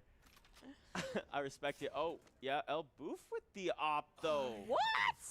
Okay. All right. So we probably do not see Cool Guy Fire with the op. If we see double ops on one team, that is just too egotistical. Yep, nope, Cool Guy handed off the torch to someone else to allow them to have the operative. Way to be a good teammate. Although I love the Guardian from Cool Guy because it can almost run like an op because those headshots are one tap, and Cool Guy is so good at finding headshots. Look at this flank from DTX though. Straight through mid. This could be huge. Unfortunately, they get found by that shock dart. That's a feels bad. Send out the decoy to the other direction. Send out the decoy. Bolthy with the, I think that's a Marshall down. No. Is that not? Yeah, what a shot. Bovi, that was clutch. Oh my gosh. Let them get the ace. Let Bovi get the ace. If you disrupt this, I will be sad. Ooh, there we go. No, El Boof found one as well. Took the ace from Boof. In spirit, Bovi, you had that. In spirit, it's okay. And you were so excited. You were like, yes, Sage ace. Yes, Sage ace. I want to see an ace from the Sage players. They deserve it, all right? Supports never get enough love. These were some great shots, too. I love, see, that right there, it wasn't crazy flicks. It wasn't like, hey, let me just instantly lock onto head. It was, let me take my time with this shot and find it. The consistency, not trying to go for some ridiculous highlight, just finding the fundamental 4-piece. That was fantastic. Do it again. Oh, never mind. You can't really do it again when the rotations come out. Yeah. Yeah, just in a couple rounds, do it again. If we get there, obviously going from CT to T side from Firestorms, a little bit more standard. We see those CT sides winning those early rounds. Monsoons has their chance to counter, but it is 9-3. That's a pretty unfortunate number to be at. You want it to be a little closer if you can. Yeah, the Monsoons, just like in our last match, have to win out this pistol round. He found Cool Guys, so that might help things go sway in the direction of Monsoon's victory. May found DTX, he found Pax, so they might win out this pistol round to help them get that deficit and close the gap here. They do, bringing their score to 4. You do not want to lose out on pistols when you were already down that much. When, you know, Team Firestorm was chilling out at 9, you don't want to let them get to 10 nor 11. That means the round's just going to end too soon, and your chances of victory are, you know, ever so fading further down the tunnel. Yeah, and I think the difference here is the fact that Monsoons are going on to that defensive side. it is so much easier to win defensive rounds than it is offensive rounds. So Monsoon's giving themselves a good chance here. Yeah, if you win another pistol round, I'm going to say Monsoons have a lot better chance of winning than in that last game when we saw, unfortunately, Blizzards were in a tough spot. There was no wall to kitchen, so E just used that as the Lemmings came in, but Cool Guy found E, and then Pax found Prior, so 3-3 could go either way. The spike is still in possession of Sova on Firestorm, so that makes things a little bit easier. Shock Dart came out. May found Cool Guy Fire. They are popping off right now. Pax then found Sith, and May found Bofi, so it is just Sova standing for Team Firestorms right now. They, as we said, they do have the spike, but I think your options are very limited here. You need to just go kill. Yes, yep, oh, there we go. Oh, Pax! That was a little BM. The trigger discipline just to see if anyone was going to push. That's what I'm going to say it was. Right. Benefit of the doubt. Wrap is back in towards And that was totally just tactical crouching. Oh, yeah, okay, that's fair. I didn't. I wasn't looking at that part. I was just trying to give benefit of the doubt, but you're right. You're right. I know what BM looks like. Fair enough. Now we've got Abyss going for is Abyss going to choose to just try and stay alive, or are they actually going to go for the defuse is a question here. Gotta go for these 1v1s here. You have to imagine someone's going to try and challenge here. It is going to be Vandal v Vandal. There's the alarm bot going to go out, but unfortunately the drone's going to get some info. See, it was a bait. I don't know what that dart hit, though. Abyss has got to do something. Come on, Abyss. Got 10 seconds left on that spike. Oh no, they left the spike. There's not enough time for the defuse. Ah! Yeah, I think Pax just played that one just a little bit too well for Abyss to be able to do too much because they knew Pax was going to have to be pushing it. That was a great play from Pax. Doing good work on this Sova. We've seen some really good Sova play lately. It's been really enjoyable.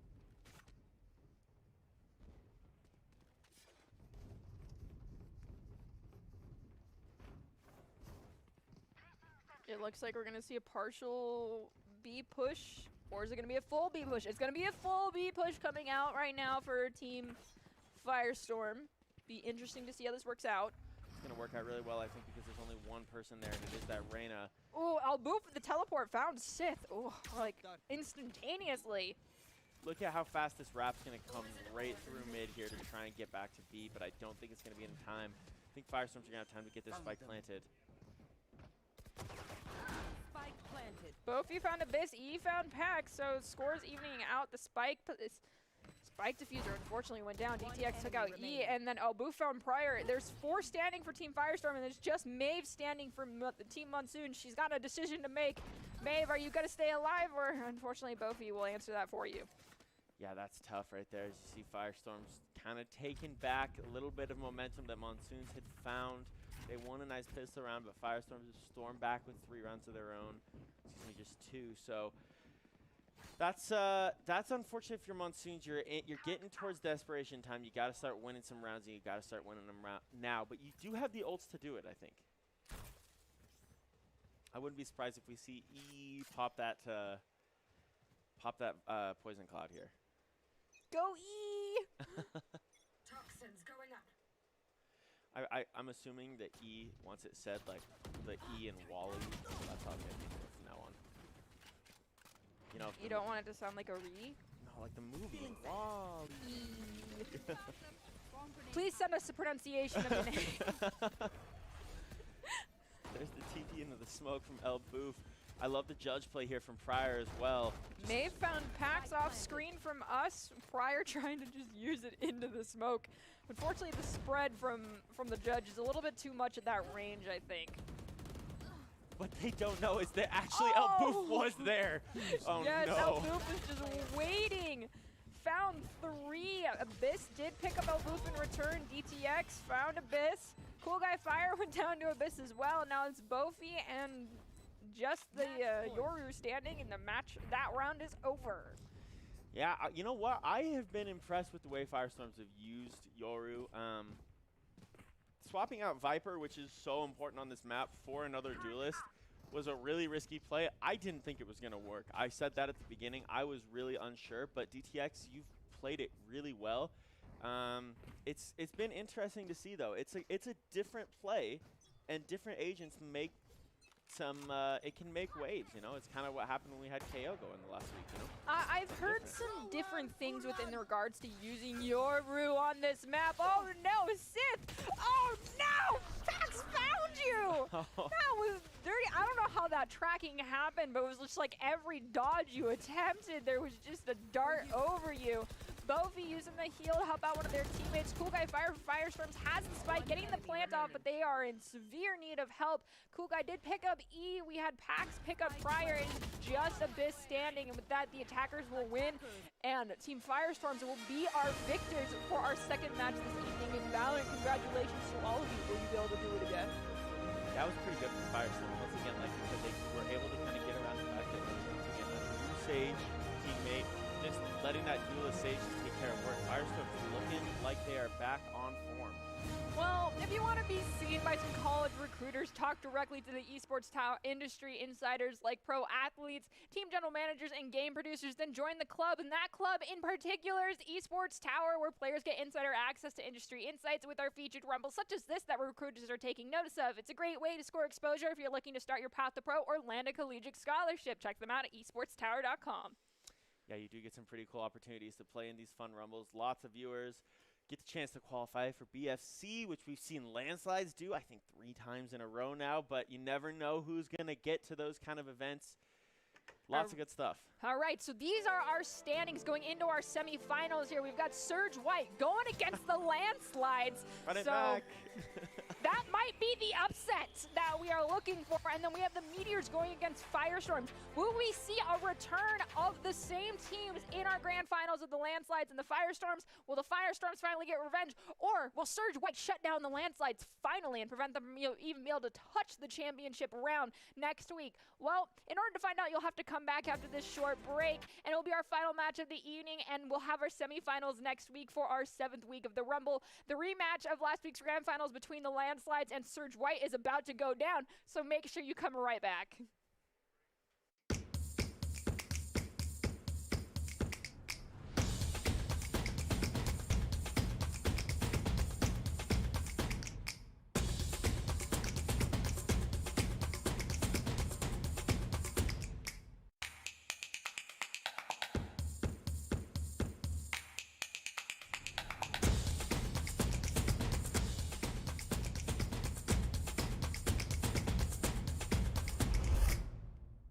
Are you guys ready? I don't think you guys are ready, bro. Here we go. Prepare your ears, chat. Prepare your ears. Here we go.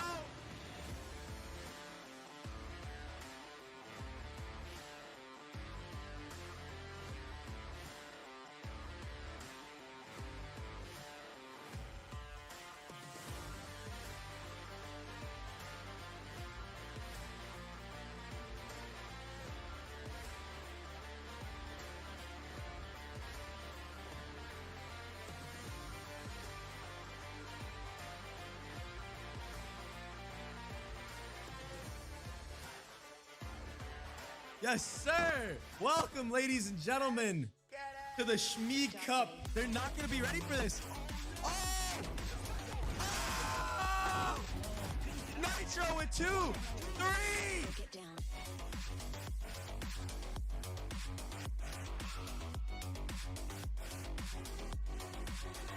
Dark wave.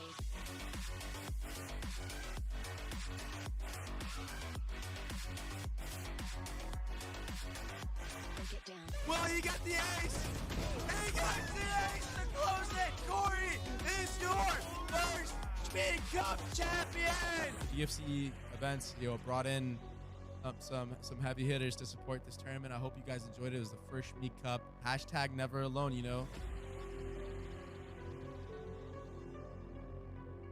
Hello, I'm Rajneesh Khanna from iCultivewear and Chopra Foundation. Mental health has been brought up a lot recently and proven to be at the forefront of our conversations. As we begin to understand how comprehensive it is, we should open up a conversation that mental health is not one size fits all. We all need help or just someone to talk to from time to time. Mental health is a very serious thing, so I'm glad that we were able to run this tournament and showcase and just show that and help support that cause, for mental health. So thank you guys so much. let me go talk to the Esports Tower team. Yo, what's going on, guys? Hey.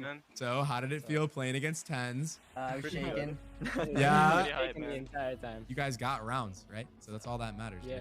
And don't feel down. You No, literally just played. I feel great right now. Okay. Yeah, you guys literally played against one of the most stacked teams I think of this tournament. All the people that are watching too, like you guys can do this as well. You guys can earn your chance. Go look up Esports Tower, and they're doing good things over there.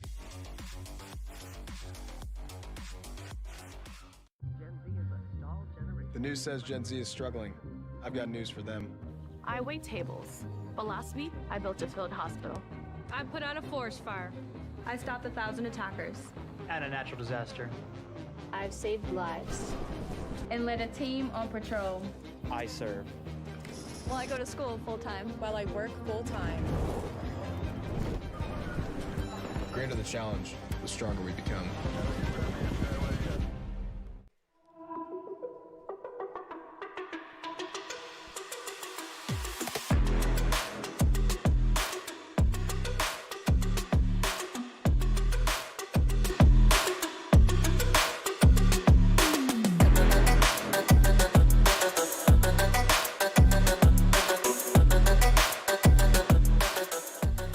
Welcome back to this broadcast of the Esports Tower Rumble and Valorant. We're broadcasting it from the Boise State Game Pants Esports Arena. It is finally time to check in on our first semifinal of Week 7, and it is the rematch of last week's grand final with the Landslides and Surge White facing off against each other. Last week, the Landslides won it out with the 2-0 victory in the grand final. Can the Surge White team get revenge and eliminate the Landslides? Honestly, Riley, what do you think? I feel like Surge White has a chance here. They're, like I mentioned it before, they've upped their game, raised their bar every week consecutively. And if they do it just even a little bit more than they did last week, I feel like they'll come out on top. What do you think? I think that if we see KO, I'm not kidding though. I think if we see KO, I think that they've got a very good shot. I'm not saying they don't if they don't run KO, but I think that KO is the difference maker. We see it so often now in last week in both of the rumbles that we got to do last week, the group stages and the tournament, and now I think this week KO is going to be so important.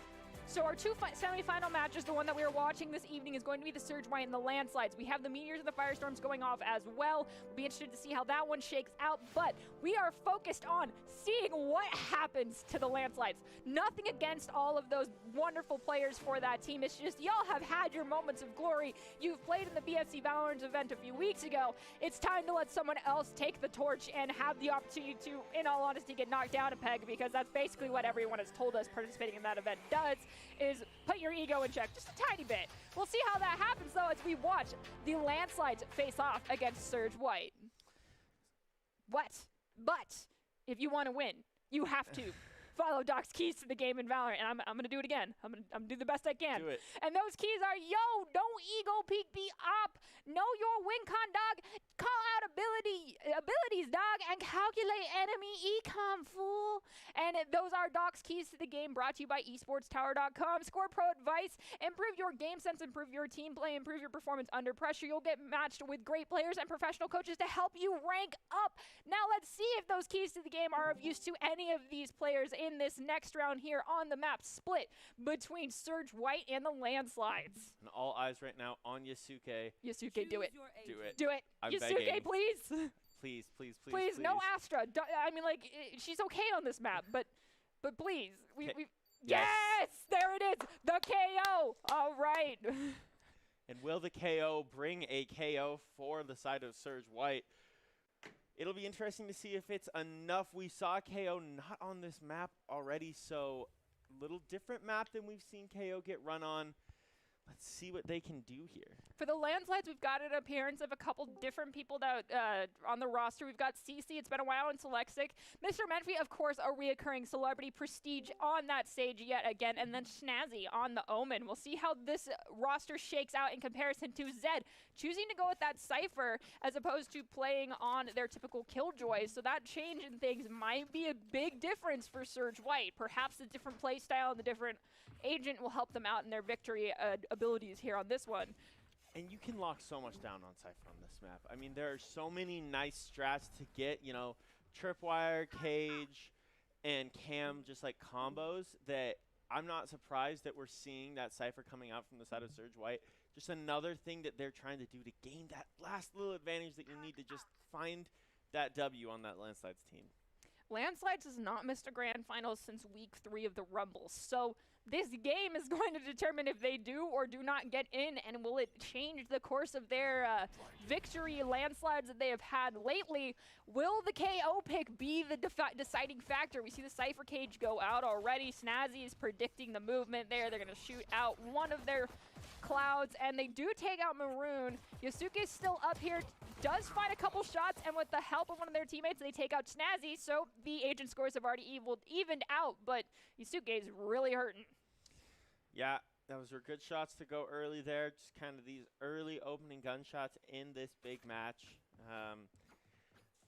No one's really being too aggressive right now from the side of Surge White, which I think is the right play. This is kind of a lockdown site over here on A. At some point, you might have to think about trying to wrap this back towards B, but unfortunately, Landslide's already reading that. You might have a chance to break towards A now that it's kind of been split from Landslides. Yeah, but they can figure out the fact that there's, you know, only 2 chilling out at each location.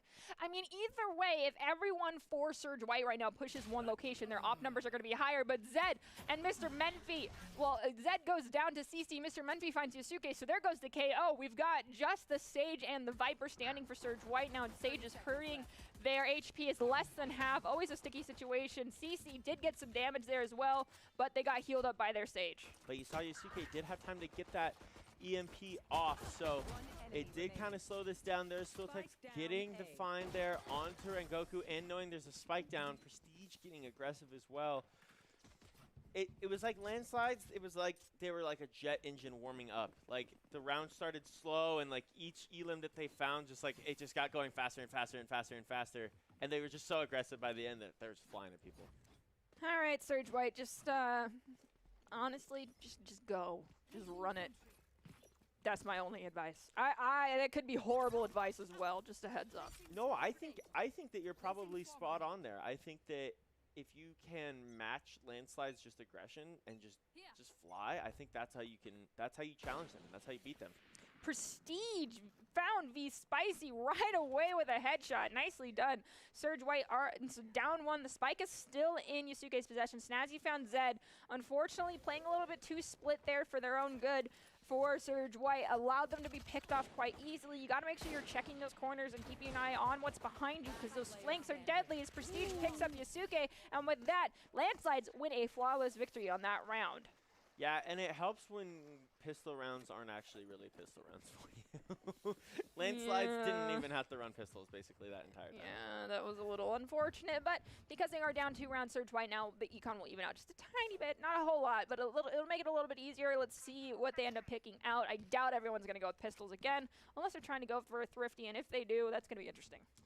Yeah, no reason to do anything too crazy right now. As you see, the buys are going to start coming out there from the side of Surge White. Just getting yourselves back into this game. You don't want to give Landslides too many rounds in a row. The preemptive shots from Snazzy trying to take out the recon dart. I love the reads, but didn't quite come through there because there is no soda. Cypher cage did go down, so Snazzy knows that Cypher's over there. Zed found Prestige, someone who popped off last round, so nicely done. Zed's just trying to make sure no one can flank them using those cages. We've got Yusuke taking out Selexic as well. So Surge White definitely upping their pace this time. V Spicy already going for that plant. We've got CC who's going into heaven, but they're very low on health, so they got to be careful when they peek. Yeah, and I think now that the spike is down, this is where Surge White can really just lock this off. You've got that Cypher, which can get so much information from where these retakes are coming from, and KO's EMP is going to come in clutch as well, I think. As you see, it is pulsing right on the spike there, and it actually did find one, so it's just kind of shutting things down, using those abilities to your advantage. CC, though, that was a big find. CC with 16 health getting in, going clutch, but then Zed found CC. We do see Rengoku using their own heal on themselves, and now it's just a matter of sit and wait until the round has concluded. But let's get a replay of what just happened, because that was a lot of bodies hitting the ground very fast. Yeah, and once again, look at that KO, using that EMP, to just slow that round down just for a half a second. That was so important. I would like to point out that KO didn't just find anyone, it was Mr. Menfi, the powerhouse we've discussed before that everyone's trying to take down. Nothing against you, Mr. Menfi, you just consistently pop off. And so the fact that your presence was the one that was discovered kind of put the last nail in the coffin for you. Yeah, we have heard Mr. Menfi get called out in interviews and everything before because Mr. Menfi is very, very good.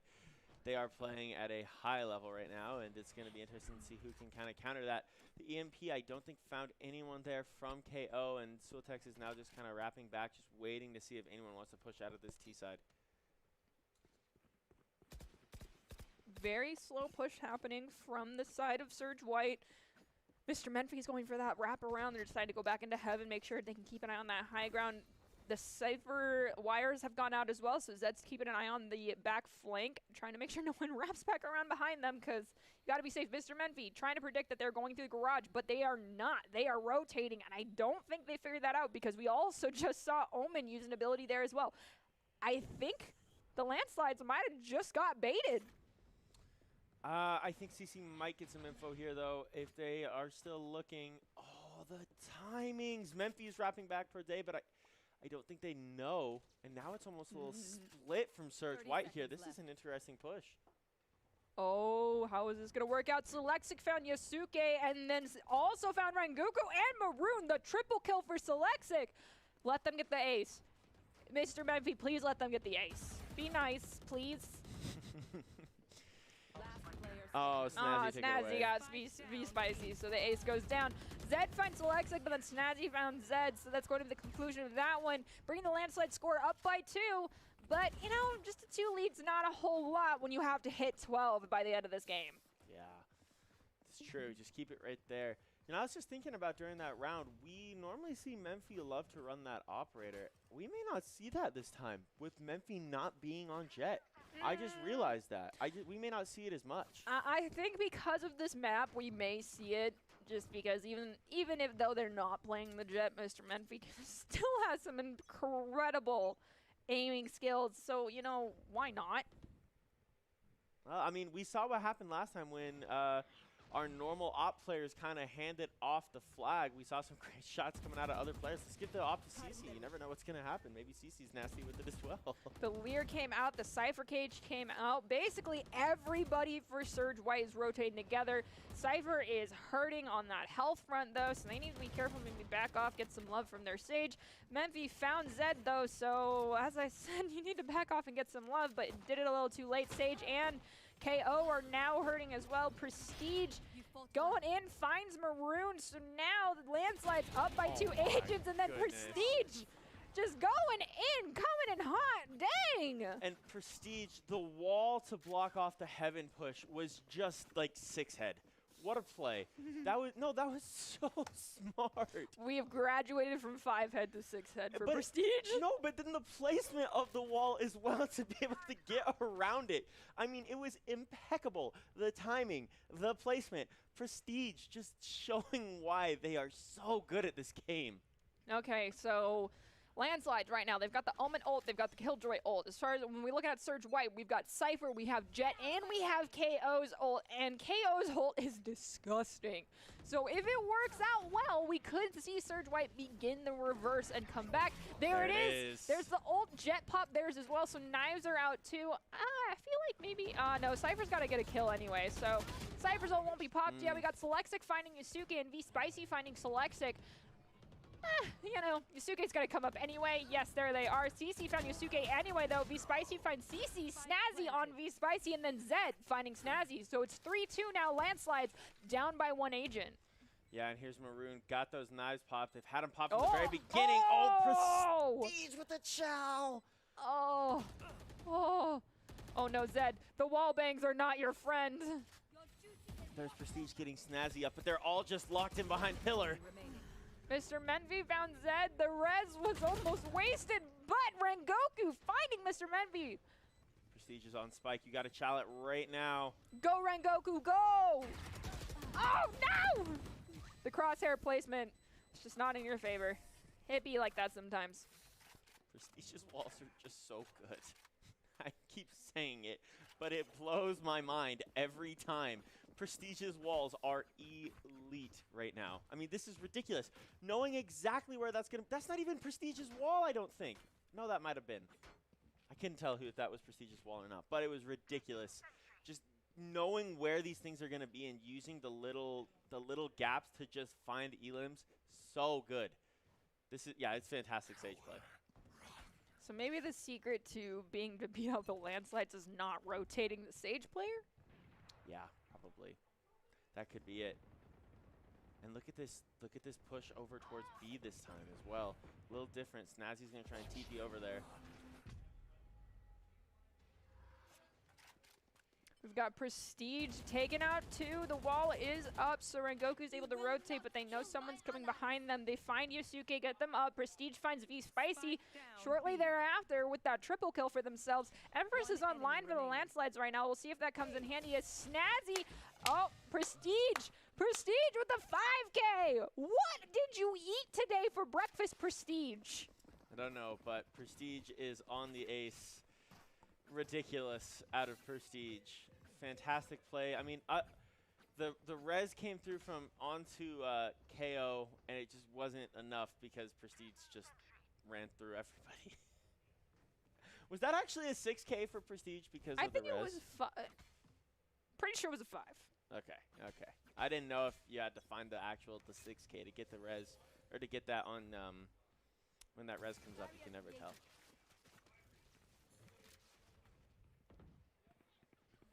Prestige's wall out mid there. Actually, the camera is going to get some info there, so you know it's mid. Zed's going to try and chow. Well, there goes the powerhouse of Prestige. We still have Mr. Menvy with the Empress online for the landslides. V Spicy found Selectsic, so no Killjoy ultimate will be used.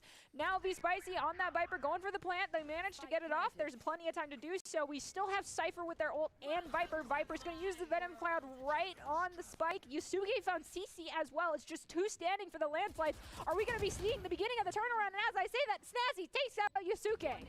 And it looks like Memphi's still on Empress, so unfortunately it just wasn't enough.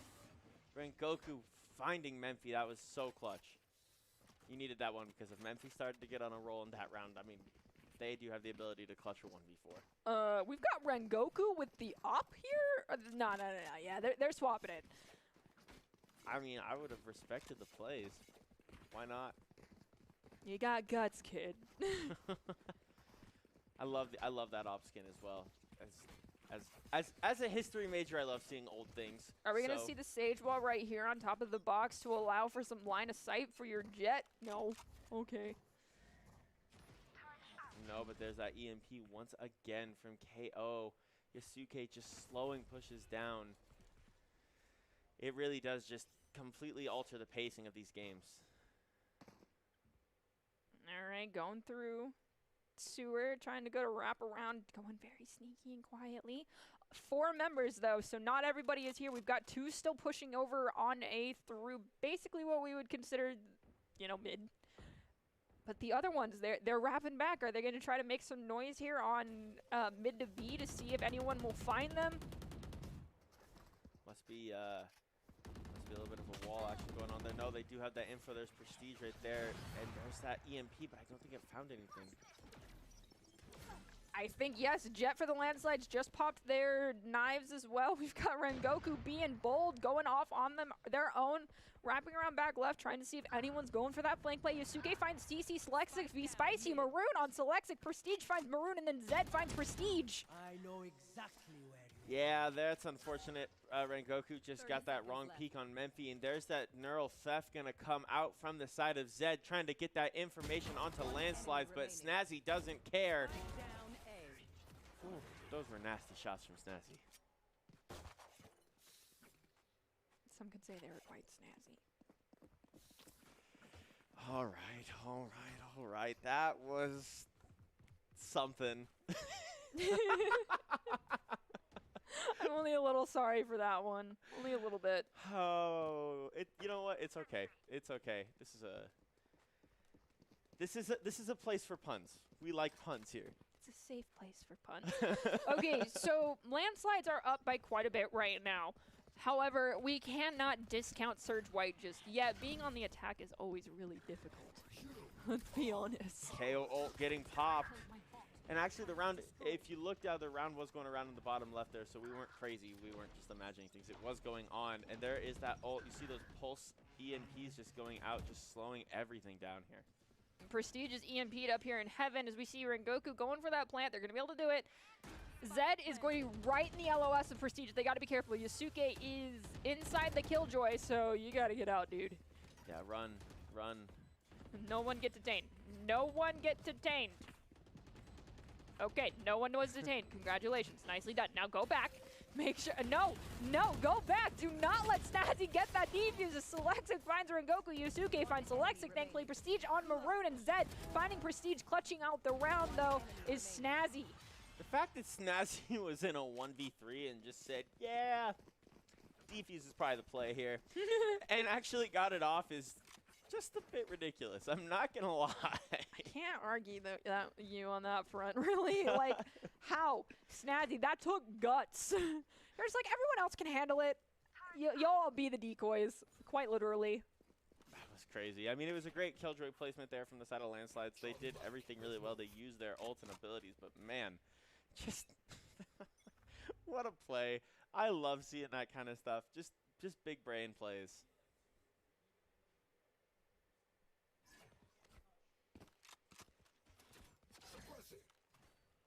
And there's that EMP once again from Yusuke, just trying to stop that heaven push on ramps there. And the ult orb is going to get pulled there from CC, or excuse me, from Surge White, just trying to get closer and closer to those knives from Maroon. Oh, Mr. Memphis with the off. Don't peek him, don't peek him. Snazzy taking out Zed as well. One thing to note here, everyone, is that for the grand finals of last week, Landslides won out 13-8 on split. So this is their map of maps. And we see Yusuke take out CC. So the numbers are evening up a little bit here, but Landslides are still up by one agent. There is no Resurrect online. Mr. Memphis found Rengoku, and then Selexic found Yusuke. Now it is just, I believe it's V-Spicy. Yes, unfortunately. Rest in peace, V-Spicy.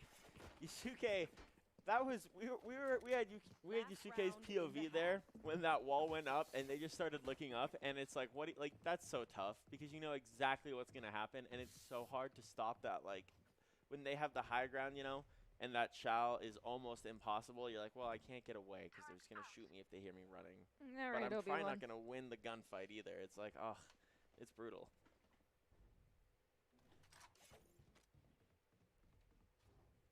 Surge White, what's the plan? What is the plan? I think here, if you're Surge White, you just have to find a way to... Prestige! Oh my gosh, they found Yusuke right away, and then Rengoku found Selexic.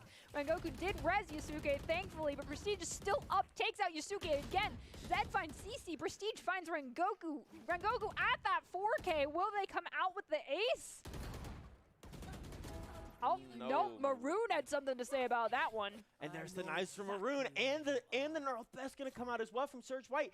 They may have just turned this round completely around from knocking Prestige off the ace. Maroon, that was huge! No charges left. The double ult play right at the half as well. Maroon throwing knives into foreheads. This is it. This is the turnaround point. Mr. Menvy, you've got one line of sight, well, 2 lines of sight, but you've got a choice to make. Do you go in, or are you just gonna run away and try to keep the op? I would advise just. I mean, you got. This is half. This is half. Yeah, so you might I was as well about to just say go. you just make a break here. Oh. Oh no, Maroon! Oh, the tailwind. Oh, Maroon starts knives. Oh no, the sheriff. Maroon, yes, with the triple. That got a little sketchy there for a second, but Maroon got the Vandal off in time. Woof, that was a little scary. I thought Memphis was about to hit a Nosk that was going to be insane. Just straight no-scopes for no reason.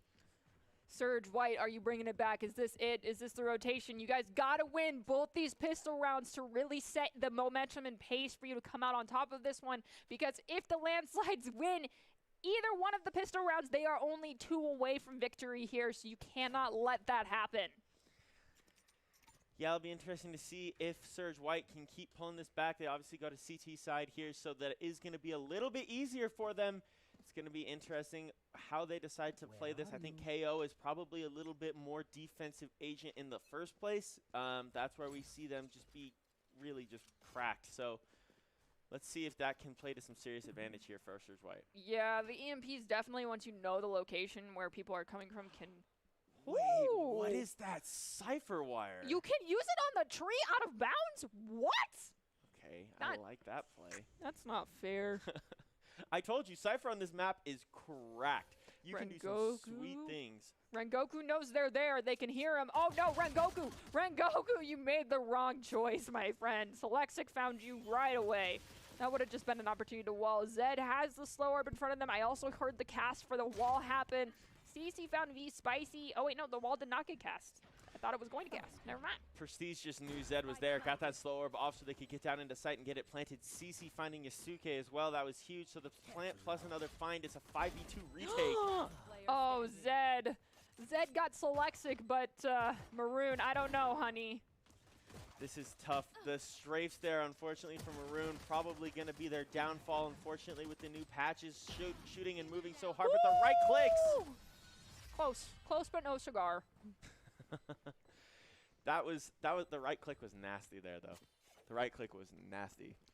If y'all weren't here for the last Rumble, we brought it up. There's been some changes to the way that you shoot in this game. It's basically forced you into a CSGO take shooter type of situation. Unless your AD strafing is perfectly on point, any movement really throws off your crosshair placement and your accuracy. Yeah, it feels almost impossible. It's so difficult to play. It takes some real getting used to.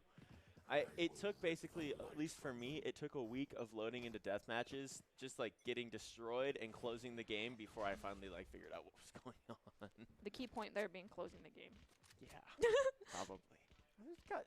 I got frustrated. It's okay, we all do. Don't play angry is my only advice to everyone that's listening. No charges left. Another slow orb right there, Maroon, and then the bait right for Snazzy to find Maroon. Oh, yes, Yasuke went down as well, so Surge White only has 3 agents standing now. Prestige going for the plant. Zed found Snazzy. CC then found Zed and V Spicy, so it is just Rengoku remaining for Surge White. You've got a choice to make, my friend, and the choice was made for you yet again. Yeah, Memphi just getting aggro, no need to do anything else. That Spectre's doing work. Down to 2 rounds left for landslides here. Surge White, this would be one of the most impressive things I have ever seen in esports, bringing this right back. Yeah. I bet Prestige has to pick up the spike again, and Prestige is in comms right now like, do I have to? It's like, guys, I really don't want to. I just want to be a duelist. I feel like that could be a meme somewhere. Like, just a sage. I just want to be duelist. Yes. If only I need to see more Valorant memes. There are some really talented people that draw Valorant art and Valorant memes on Twitter. It is, like, unbelievable. Like, the Valorant community is so talented at cosplays and at art and memes. It's crazy. Well, alrighty then. I guess I'll start looking for some Valorant memes. I saw someone do a Viper one today, and I was like, oh my gosh, that literally is Viper in real life. Like, it was like, holy cow, that's so impressive. I couldn't believe it. Some of those cosplayers are paid, though, by the companies themselves to do that. So just a side note to anyone that's out there trying to do these cosplays, don't ever compare yourself to some of these people that get a lot of hype on media as a fellow cosplayer. Just don't do it. It can hurt your heart. Just do the best you can. And it's expensive to do that stuff, I've heard. It is. You have to, like, garner a bunch of supplies over time. I've never really gotten into it, and it's like, it's a labor of love, isn't it? Oh, yes. And it's totally worth it, as I spent 120 hours on a cosplay costume over the course of 2 weeks. That's impressive. I didn't sleep. It was worth it, though. Well, I'll tell you what. There's some cool stuff. So if you're looking for those memes and stuff, like I said, Twitter, that's the place to find it. I don't normally say go to Twitter. Lose my life on social media. It's okay. I usually don't recommend going to Twitter, but for this one, it seems to be the move. All right, well, there you go. You heard it from Riley. If you want more memes for Valorant, go to Twitter. Lose your life to social media. Do it. It's okay. You're already losing your life to video games. Why not add Twitter on top of it? You've just described my life cycle. Oh, no. No, I'm just kidding. I'm just kidding. It's okay. We all lose our lives to social media. And then there's those of us that lose our lives to video games or, like, you know, other more productive things. But video games are still pretty productive, at least in our opinion, you know? I mean, you know what? You get the opportunity to do cool stuff, and it can get you scholarships. It can get you free college. It can get you free college. Yes. You're hearing it from us. Play video games more. Yeah, no, We're it's good true. influences, I promise. True. I'm pretty sure, isn't there some really cool schools hosting an esports camp here in the next week or something like that? Yeah, I heard about that. I There's school, I think, in Idaho, but I'm not super positive about that one.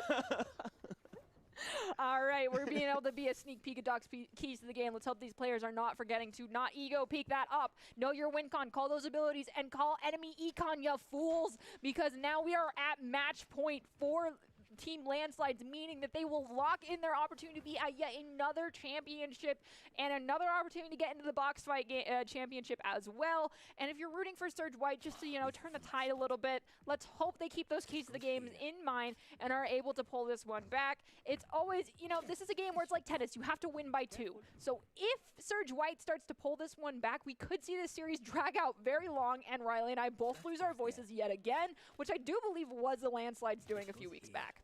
I think it was. I think you're right. I think it was Firestorms and Landslides Yeah. that time. But I think it was on this map, maybe? It was yes. It's either this It one actually or was Ascent. split. I can't remember. I think split or Ascent. It was one of the two. Yeah. It wasn't Icebox, or I would have remembered that. Oh, hey, we've got Tachi and we have, we've got Baynock, Doc, and a large bagel all on our stage right now. That is one of our Rocket League players, and then, of course, the one and only Dr. Haskell, our fantastic head coach and organizer, and then one of our varsity Overwatch players on the far side. Playing in those sick Jared, it's black been forever jerseys. since I've seen you. Hello. Those black jerseys are pretty sick. Oh, I'm they're not so gonna lie. snazzy. But Also, we've seen like some.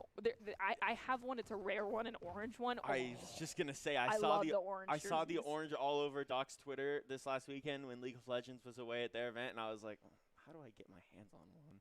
Those are so cool. You know how you get your hands on one? You go over to that man back there and you go, "Hey, can I have an orange jersey? Or can you tell me where to?" Alt P has stood up. He might have heard that. he's like, I'll go get All you right, one. let's do this. It's so great. We are finally able to have people returning to the arena as COVID has, you know, started to calm down. And this year, if any of you guys are happening to be in the Boise area or, you know, are looking at Boise State to go to college too, because, you know, this is Esports Tower's high school players, and you want to come check it out, our arena is open. We have more than one location where our students practice. We have one in the library, and then we have this one here downtown. The one in the library is not as fancy as this one. It's definitely more just a practice space, a little bit lame, but this one's always a fun place to check out. Come here and cheer on teammates and, you know, possibly see a recording of yourself pop off. That'd always be cool. Yeah, it's always fun to come down here. I absolutely love this arena. It's a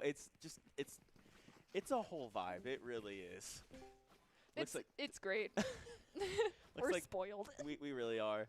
Looks like the timer's back on. Going to be hopping right back into this. Maybe the reset was exactly what Surge White needed. You've got 2 rounds to try and save yourselves here.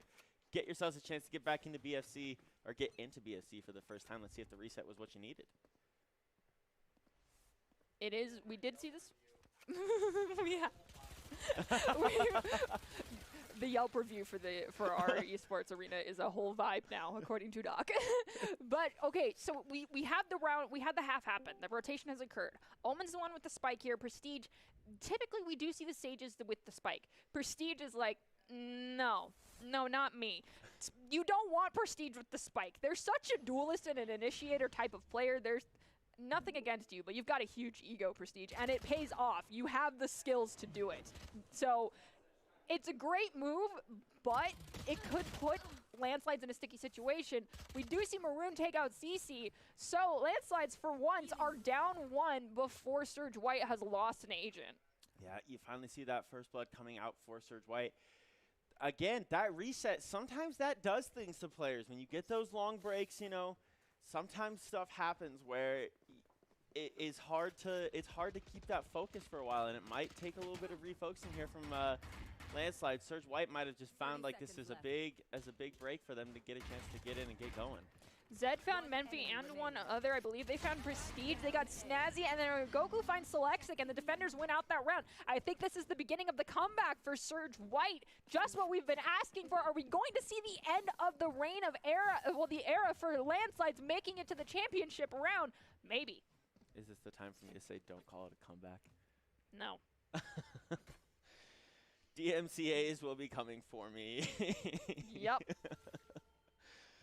No, that would be that. I'll tell you what. If Surge White were to come back and win, I think that there would be some.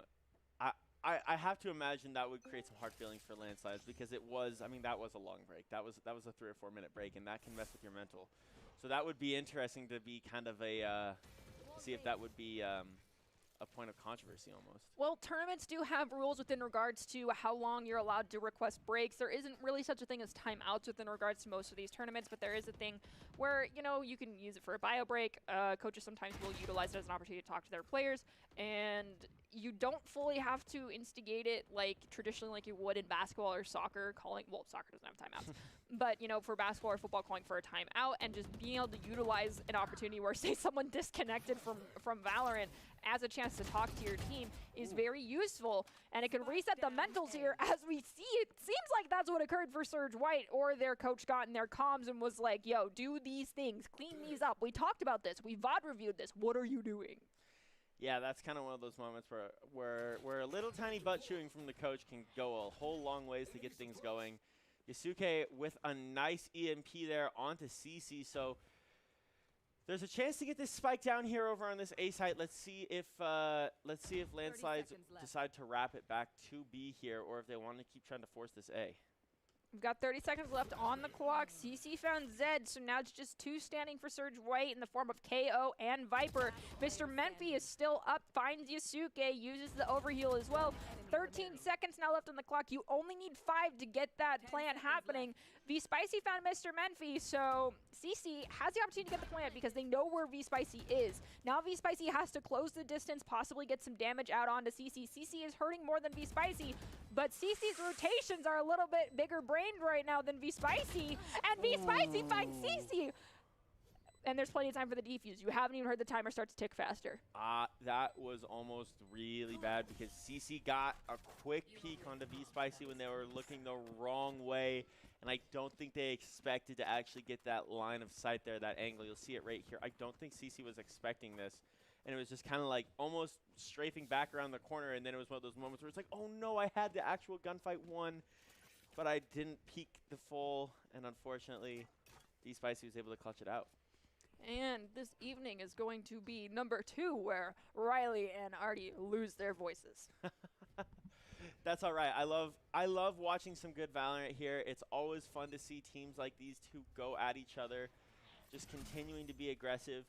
Nice little toxin wall there is going to stop this push over through the site, and there's the knives from CC as well. Oh, it's from CC and Surge White's Jet, which I'm so sorry. I believe, yeah, I thought that was Maroon, but I could have been wrong. So yeah, CC and Maroon both popped their ultimates. We do have Cypher with their ult online. Maroon, what? Yeah, okay, never mind. Oh, there we go. Back to the knives. I love the op knife play. It really is. It shows a lot of investment and a lot of confidence. And apparently right now, if you are Maroon, you're feeling confident because the op knife, you're investing a whole lot in. CC just throws all the knives and can't find anything. They did get a couple onto V-Spicy there. They're a little bit above half health or possibly under, but they got healed up anyway. It don't matter. The spike's been planted. We have the Killjoy out as well, so everyone's kind of got to keep their distance here. No one was detained from Selexic's ultimate. We see the flash come out too. And Maroon still has knives out, takes out CC. Rengoku's taken out by Selexic. Yusuke then takes out Selexic, and Maroon finds Snazzy. It's just Mr. Menfi remaining. Mr. Menfi, we've seen you pop off, but I don't think you can take out all 3 players that are standing as Zed Evan finds you right away. Yeah, that was another really good round from the side of Surge White there. They countered the Killjoy with an EMP, backing everybody off. They knew exactly where players were going to have to come from. They knew that they were going to have to be coming from only a couple of angles. The EMP helped them break into sight. Just a really good counter from Surge White, and kind of not completely taking away the Killjoy, but almost neutralizing it. Maroon peeking right here. has that operator, knows what they're looking for. Let's see if they're able to get an early pick from someone being a little too aggressive here on this push and a little too fast. We'll see. We do have KO and Cypher with their ultimates, and then Reyna and Omen for the side of the landslide with their ults as well. We'll see if those get utilized. Prestige does, unfortunately for them, have the spikes, so that means they've got to be a little bit more cautious. They can't be going as aggressive as we've seen them in the past, because if they die in a bad spot, that spike is going to be really hard to pick back up. And Maroon was just sitting over there on A, just kind of souling it, hoping someone was going to peek, and there was not a soul over there. It was barren. Everything's a B push right now. Rengoku finding that first blood on Memphi, though. That's going to be huge. And there's that flash as well from Yasuke. Those throwable flashes, a little different than what we're used to seeing 4 flashes in this game. Maroon found 2, and then Prestige found Zed. CC found Maroon in return. The flash came out, though, allowing Yasuke to find CC. It is now just Prestige standing for Team Landslide. They have the spike in hand. They found Rengoku, but it is still KO and Viper alive. Will Prestige go for the plant, or are they just going to try and stay alive here? They use the wall, try and get... Oh, there they go. They've got the res out on Selexic. They're +1, but KO has the ability to use an EMP. Either way, we've got them. Oh, never mind. They don't have EMP. But they did take out Prestige. There's just one standing, but Selexic has the spike. They're running it down, trying to get over to a location to see if they can plant it. They still have 20 seconds, but they've got to get this happening here soon. And I don't think Yasuke knows that Selexic has chosen to go to B. Yeah, what a good wrap here from Selexic. Yasuke is about to find out now. They've just got to kind of fly as fast as they can. There's that EMP going to get pulled, trying to stop down Selexic. They've got them placed in a corner, and it's just a bot who's going to... Oh, the timing from Selexic! Oh, Yasuke! They looked away. Oh, that's no. unfortunate. Yep, really, say goodbye to your voice. Be ready to have some tea when you get home. You think this is going OT? Oh, I feel it in my bones. Okay, fair enough. I think it definitely could. Surge White is doing a really good job of utilizing that defensive side. I thought Prestige had the plays here. What a good wall res into the huge shots, but Yasuke almost baiting V-Spicy there. Just kind of using V-Spicy as an opportunity to just kind of fly around that wall and find Prestige when they weren't sure when they were going to be peeking from. Going into this next round, we've got Omen and Reyna for the side of the landslides with their ults, and then we've got KO, Viper, and Cypher with the ultimates for Surge White. I feel like the ultimates are in favor of Surge White as we see KO pop that ult right away. So let's see if they can make some magic happen. The Viper wall is up as well. There's a slow orb coming out from, I believe, Prestige right there as they wrap around here to site B. Yeah, and this is going to be a pretty heavy push from the side of Landslides. Unfortunately, it looks like Yasuke is all alone back on A. They might be trying to go for a nice little flank here, which could end up coming in huge if they can find anything with it. Maroon tried to go for a crazy shot. No luck, though. Mr. Memphi was taken out by Rengoku. CC found Rengoku shortly thereafter. Zed finds Snazzy. CC finds Zed.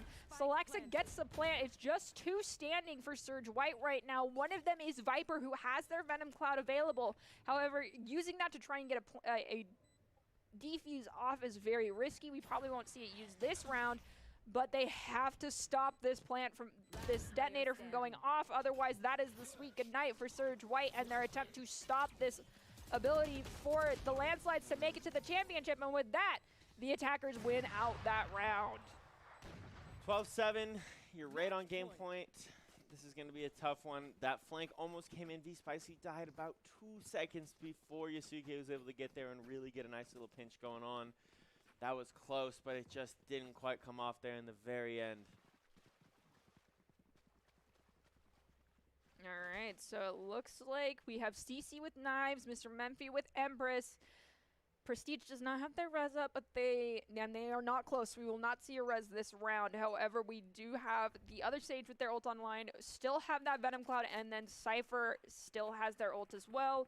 So Surge White, if they want to bring this one back, we may see multiple ults get popped here. As we see the wall go up from Sage, it instantly gets taken down, and they probably were able to realize that there was at least 3 people there.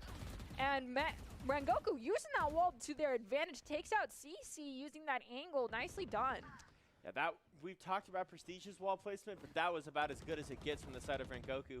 Using that almost as bait, making them think there was going to be a full crossover towards the other side up into Raptors. But in fact, it was just them sitting there waiting for the wall to get destroyed, and they took out a player as well. There's the Odin coming out from Zed as well. The Killjoy has been planted, so it's going to open up this opportunity for Prestige to get this plant off.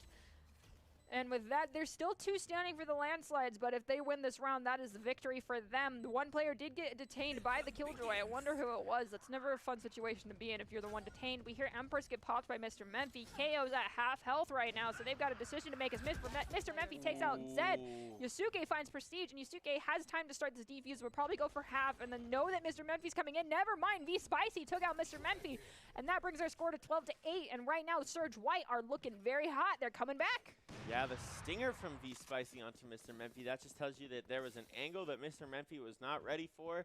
V Spicy was at that exact angle. Yasuke trusting the teammates enough to continue the defuse going past half. That was the great play from Surge White. They really are trying to get this as close to getting back in this game as they can.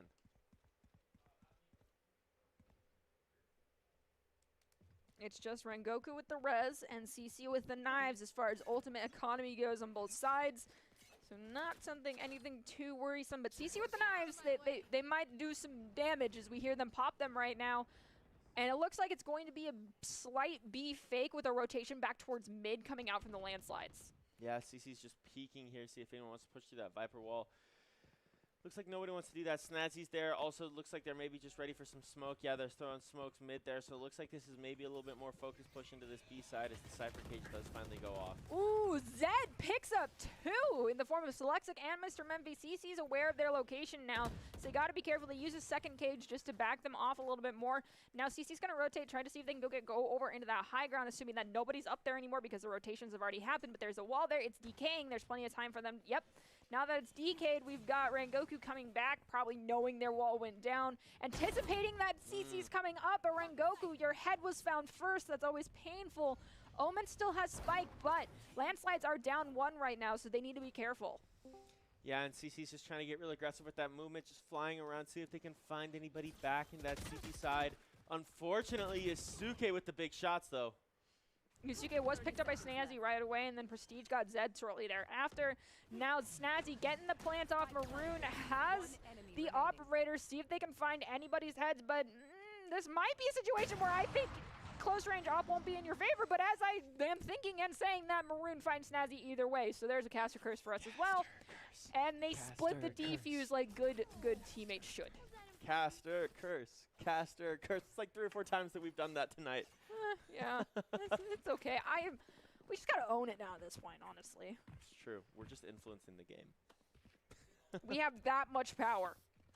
Some magical casting desk. It's true. It's true.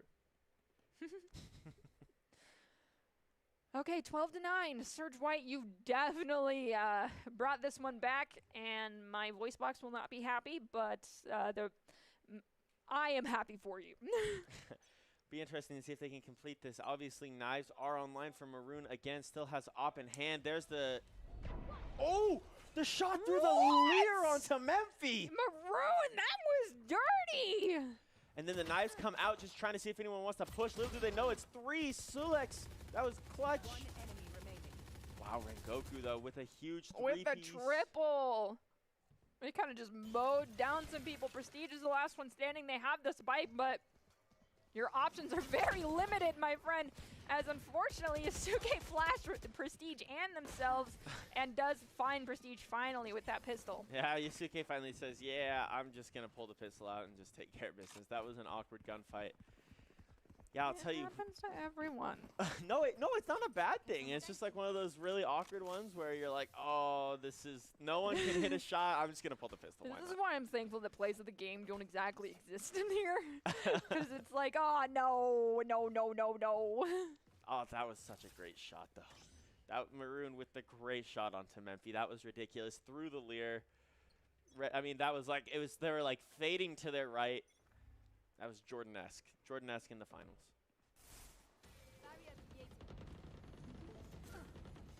Sorry, not plays of the game, but death replays don't exist. Oh, I was wondering what you were getting at there. I was like, wait, we do plays of the game here. But the death replay is always like, oh, yeah, I didn't land like half my shots.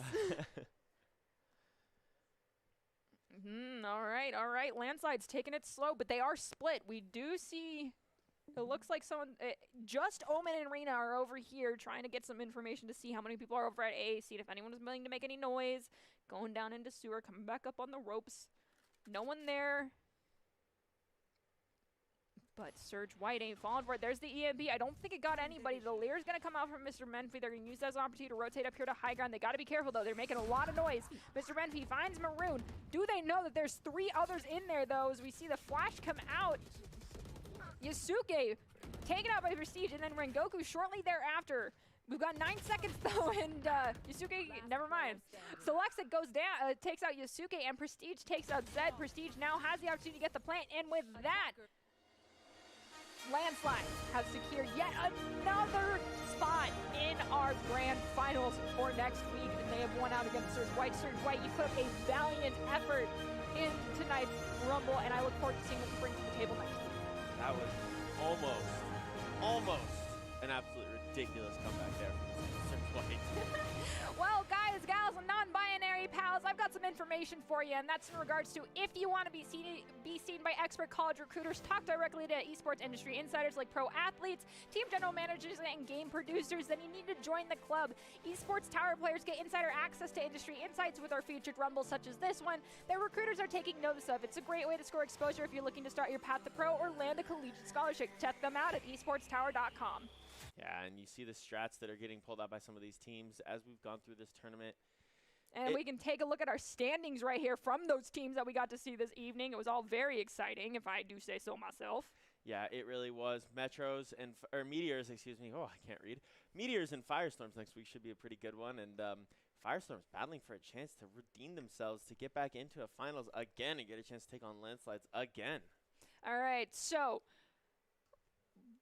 I got to ask, Riley, who do you think is going to be our ICCU player of the game? That's a tough one. I don't feel like this week we had anyone just go as well. We did have some pretty crazy stuff. I don't think it was like a 30-piece, but if I had to put a guess, it's probably Prestige. Yeah, I was about to say, because you're like, we didn't really have, I was like, hold up. Riley is claiming that none of you really popped off. So there is we're placing our bets on Prestige for getting the ICCU player of the game. And of course, you know, we sometimes get debated. It's not just our word that determines who is the player of the game. So if it is Prestige, know that's not just us thinking that. But if it is not Prestige, know that it's not just us who thought Prestige was the one to get it. There's other voices involved in this decision process. And the player of the game, is it Zed who popped out? No, it is One Hot Monkey with the play. Oh, nope, it's Zed. We were baited. I was baited at least. So Zed is the player of the game, and the player of the game is brought to you by Idaho Central's Credit Union, who believes that a great player makes a team more successful. Just like Idaho Central's helping members achieve financial success, Zed is the Idaho Central Credit Union player of the game. Shout out to production for the first clip being thrown on the player of the game was when I threw the caster curse right on Zed about not using the op in a 2v1. Respect to that. Zed did kind of go off a couple of different times in that game there. In both maps that we saw them play in. As we prepare to close out this evening, what are your big takeaways, points of interest from today's games? Riley, we'll point out, by the way, that Prestige went 28, 13, and 11 in that last game. So our prediction of them being player of the game was within good reason, because that is some insane Sage play, if I do say so myself. Prestige is really showing out these last couple of Rumbles. It's been really fun to watch how they play. We got a chance to interview them a few weeks ago, and I wouldn't be surprised to see Prestige, playing in some next level Valorant as the years go on. Be kind of cool to see Prestige playing here at Boise State, where we have some really good Valorant teams. But yeah, that's my takeaway is fantastic Sage play once again from Prestige. Landslides keep rolling. It's going to be really interesting to see what happens in the grand finals next week. It's going to be fun though. We have a chance to see a new team in it here. We haven't seen that much of Meteors in a while. Meteors having a chance to upset Firestorms and get themselves into that grand finals for that chance to play in BFC. I'm really excited for next week. Well, you won't know if the Meteors manage to make it into the grand finals until next week. So you have to make sure that you come back here on Wednesday and see how everything shakes out for that last semifinals. And we had an exciting bracket stage this week leading into our semifinals for next week, where we had some real powerhouse teams up against each other. Congratulations to the Landslides on returning to the grand finals for the 4th week in a row. I'm going to send you out with this one, though, Landslides. enjoy it, because your reign of terror may soon come to an end. All eras, all kingdoms do come to a close eventually. We'll be back next week with the conclusion of our semifinals matches with the Firestorm taking on the Meteors. It'll be very exciting to see if we see a new face in our semifinals. Nothing against Firestorm. We love you guys too, but it's always a great opportunity to pass off the torch, so to speak, to someone else. And we'll see who gets the last spot in the grand finals after the conclusion of that match. And then after the grand finals are done, we'll see who has scored a spot into the BFC Championship Valorant Cup. And as we close out this evening, we'll be leaving you with the top 5 plays of the game, brought to you by the Idaho Army National Guard, who invites you to take your impressive critical thinking skills into real time with more than 10 job offerings, offering $20,000 in scholarships and bonuses. So be sure to check them out at iGuardGaming.com. They're the best team out there, and you guys all have a great rest of your evening.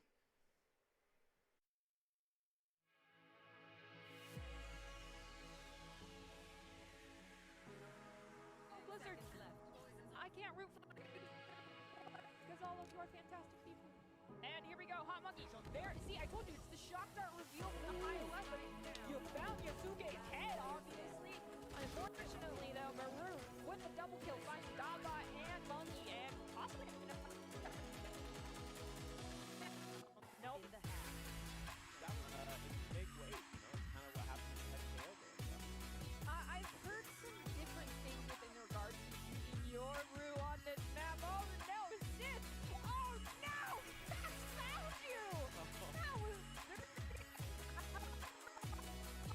that tracking happened, but it was just like every dodge you attempted, there was kind of sucks now is unfortunately as you see the Swan grenade can go out. There's the offside getting picked up. He was wondering if he was going to, because right now it's your team, especially with that offside. What a shot from Zed! I shouldn't have said anything because Zed with the double! That was not gonna pick up anybody! Oh, the Hunter's Fury did find Rengoku, but Rengoku found Vapor right before that happened, and we do see that Recon Dart go out. Zed found Ducky. Spicy going for the defuse. They're in a one situation though, Zed. Monkey found Zed.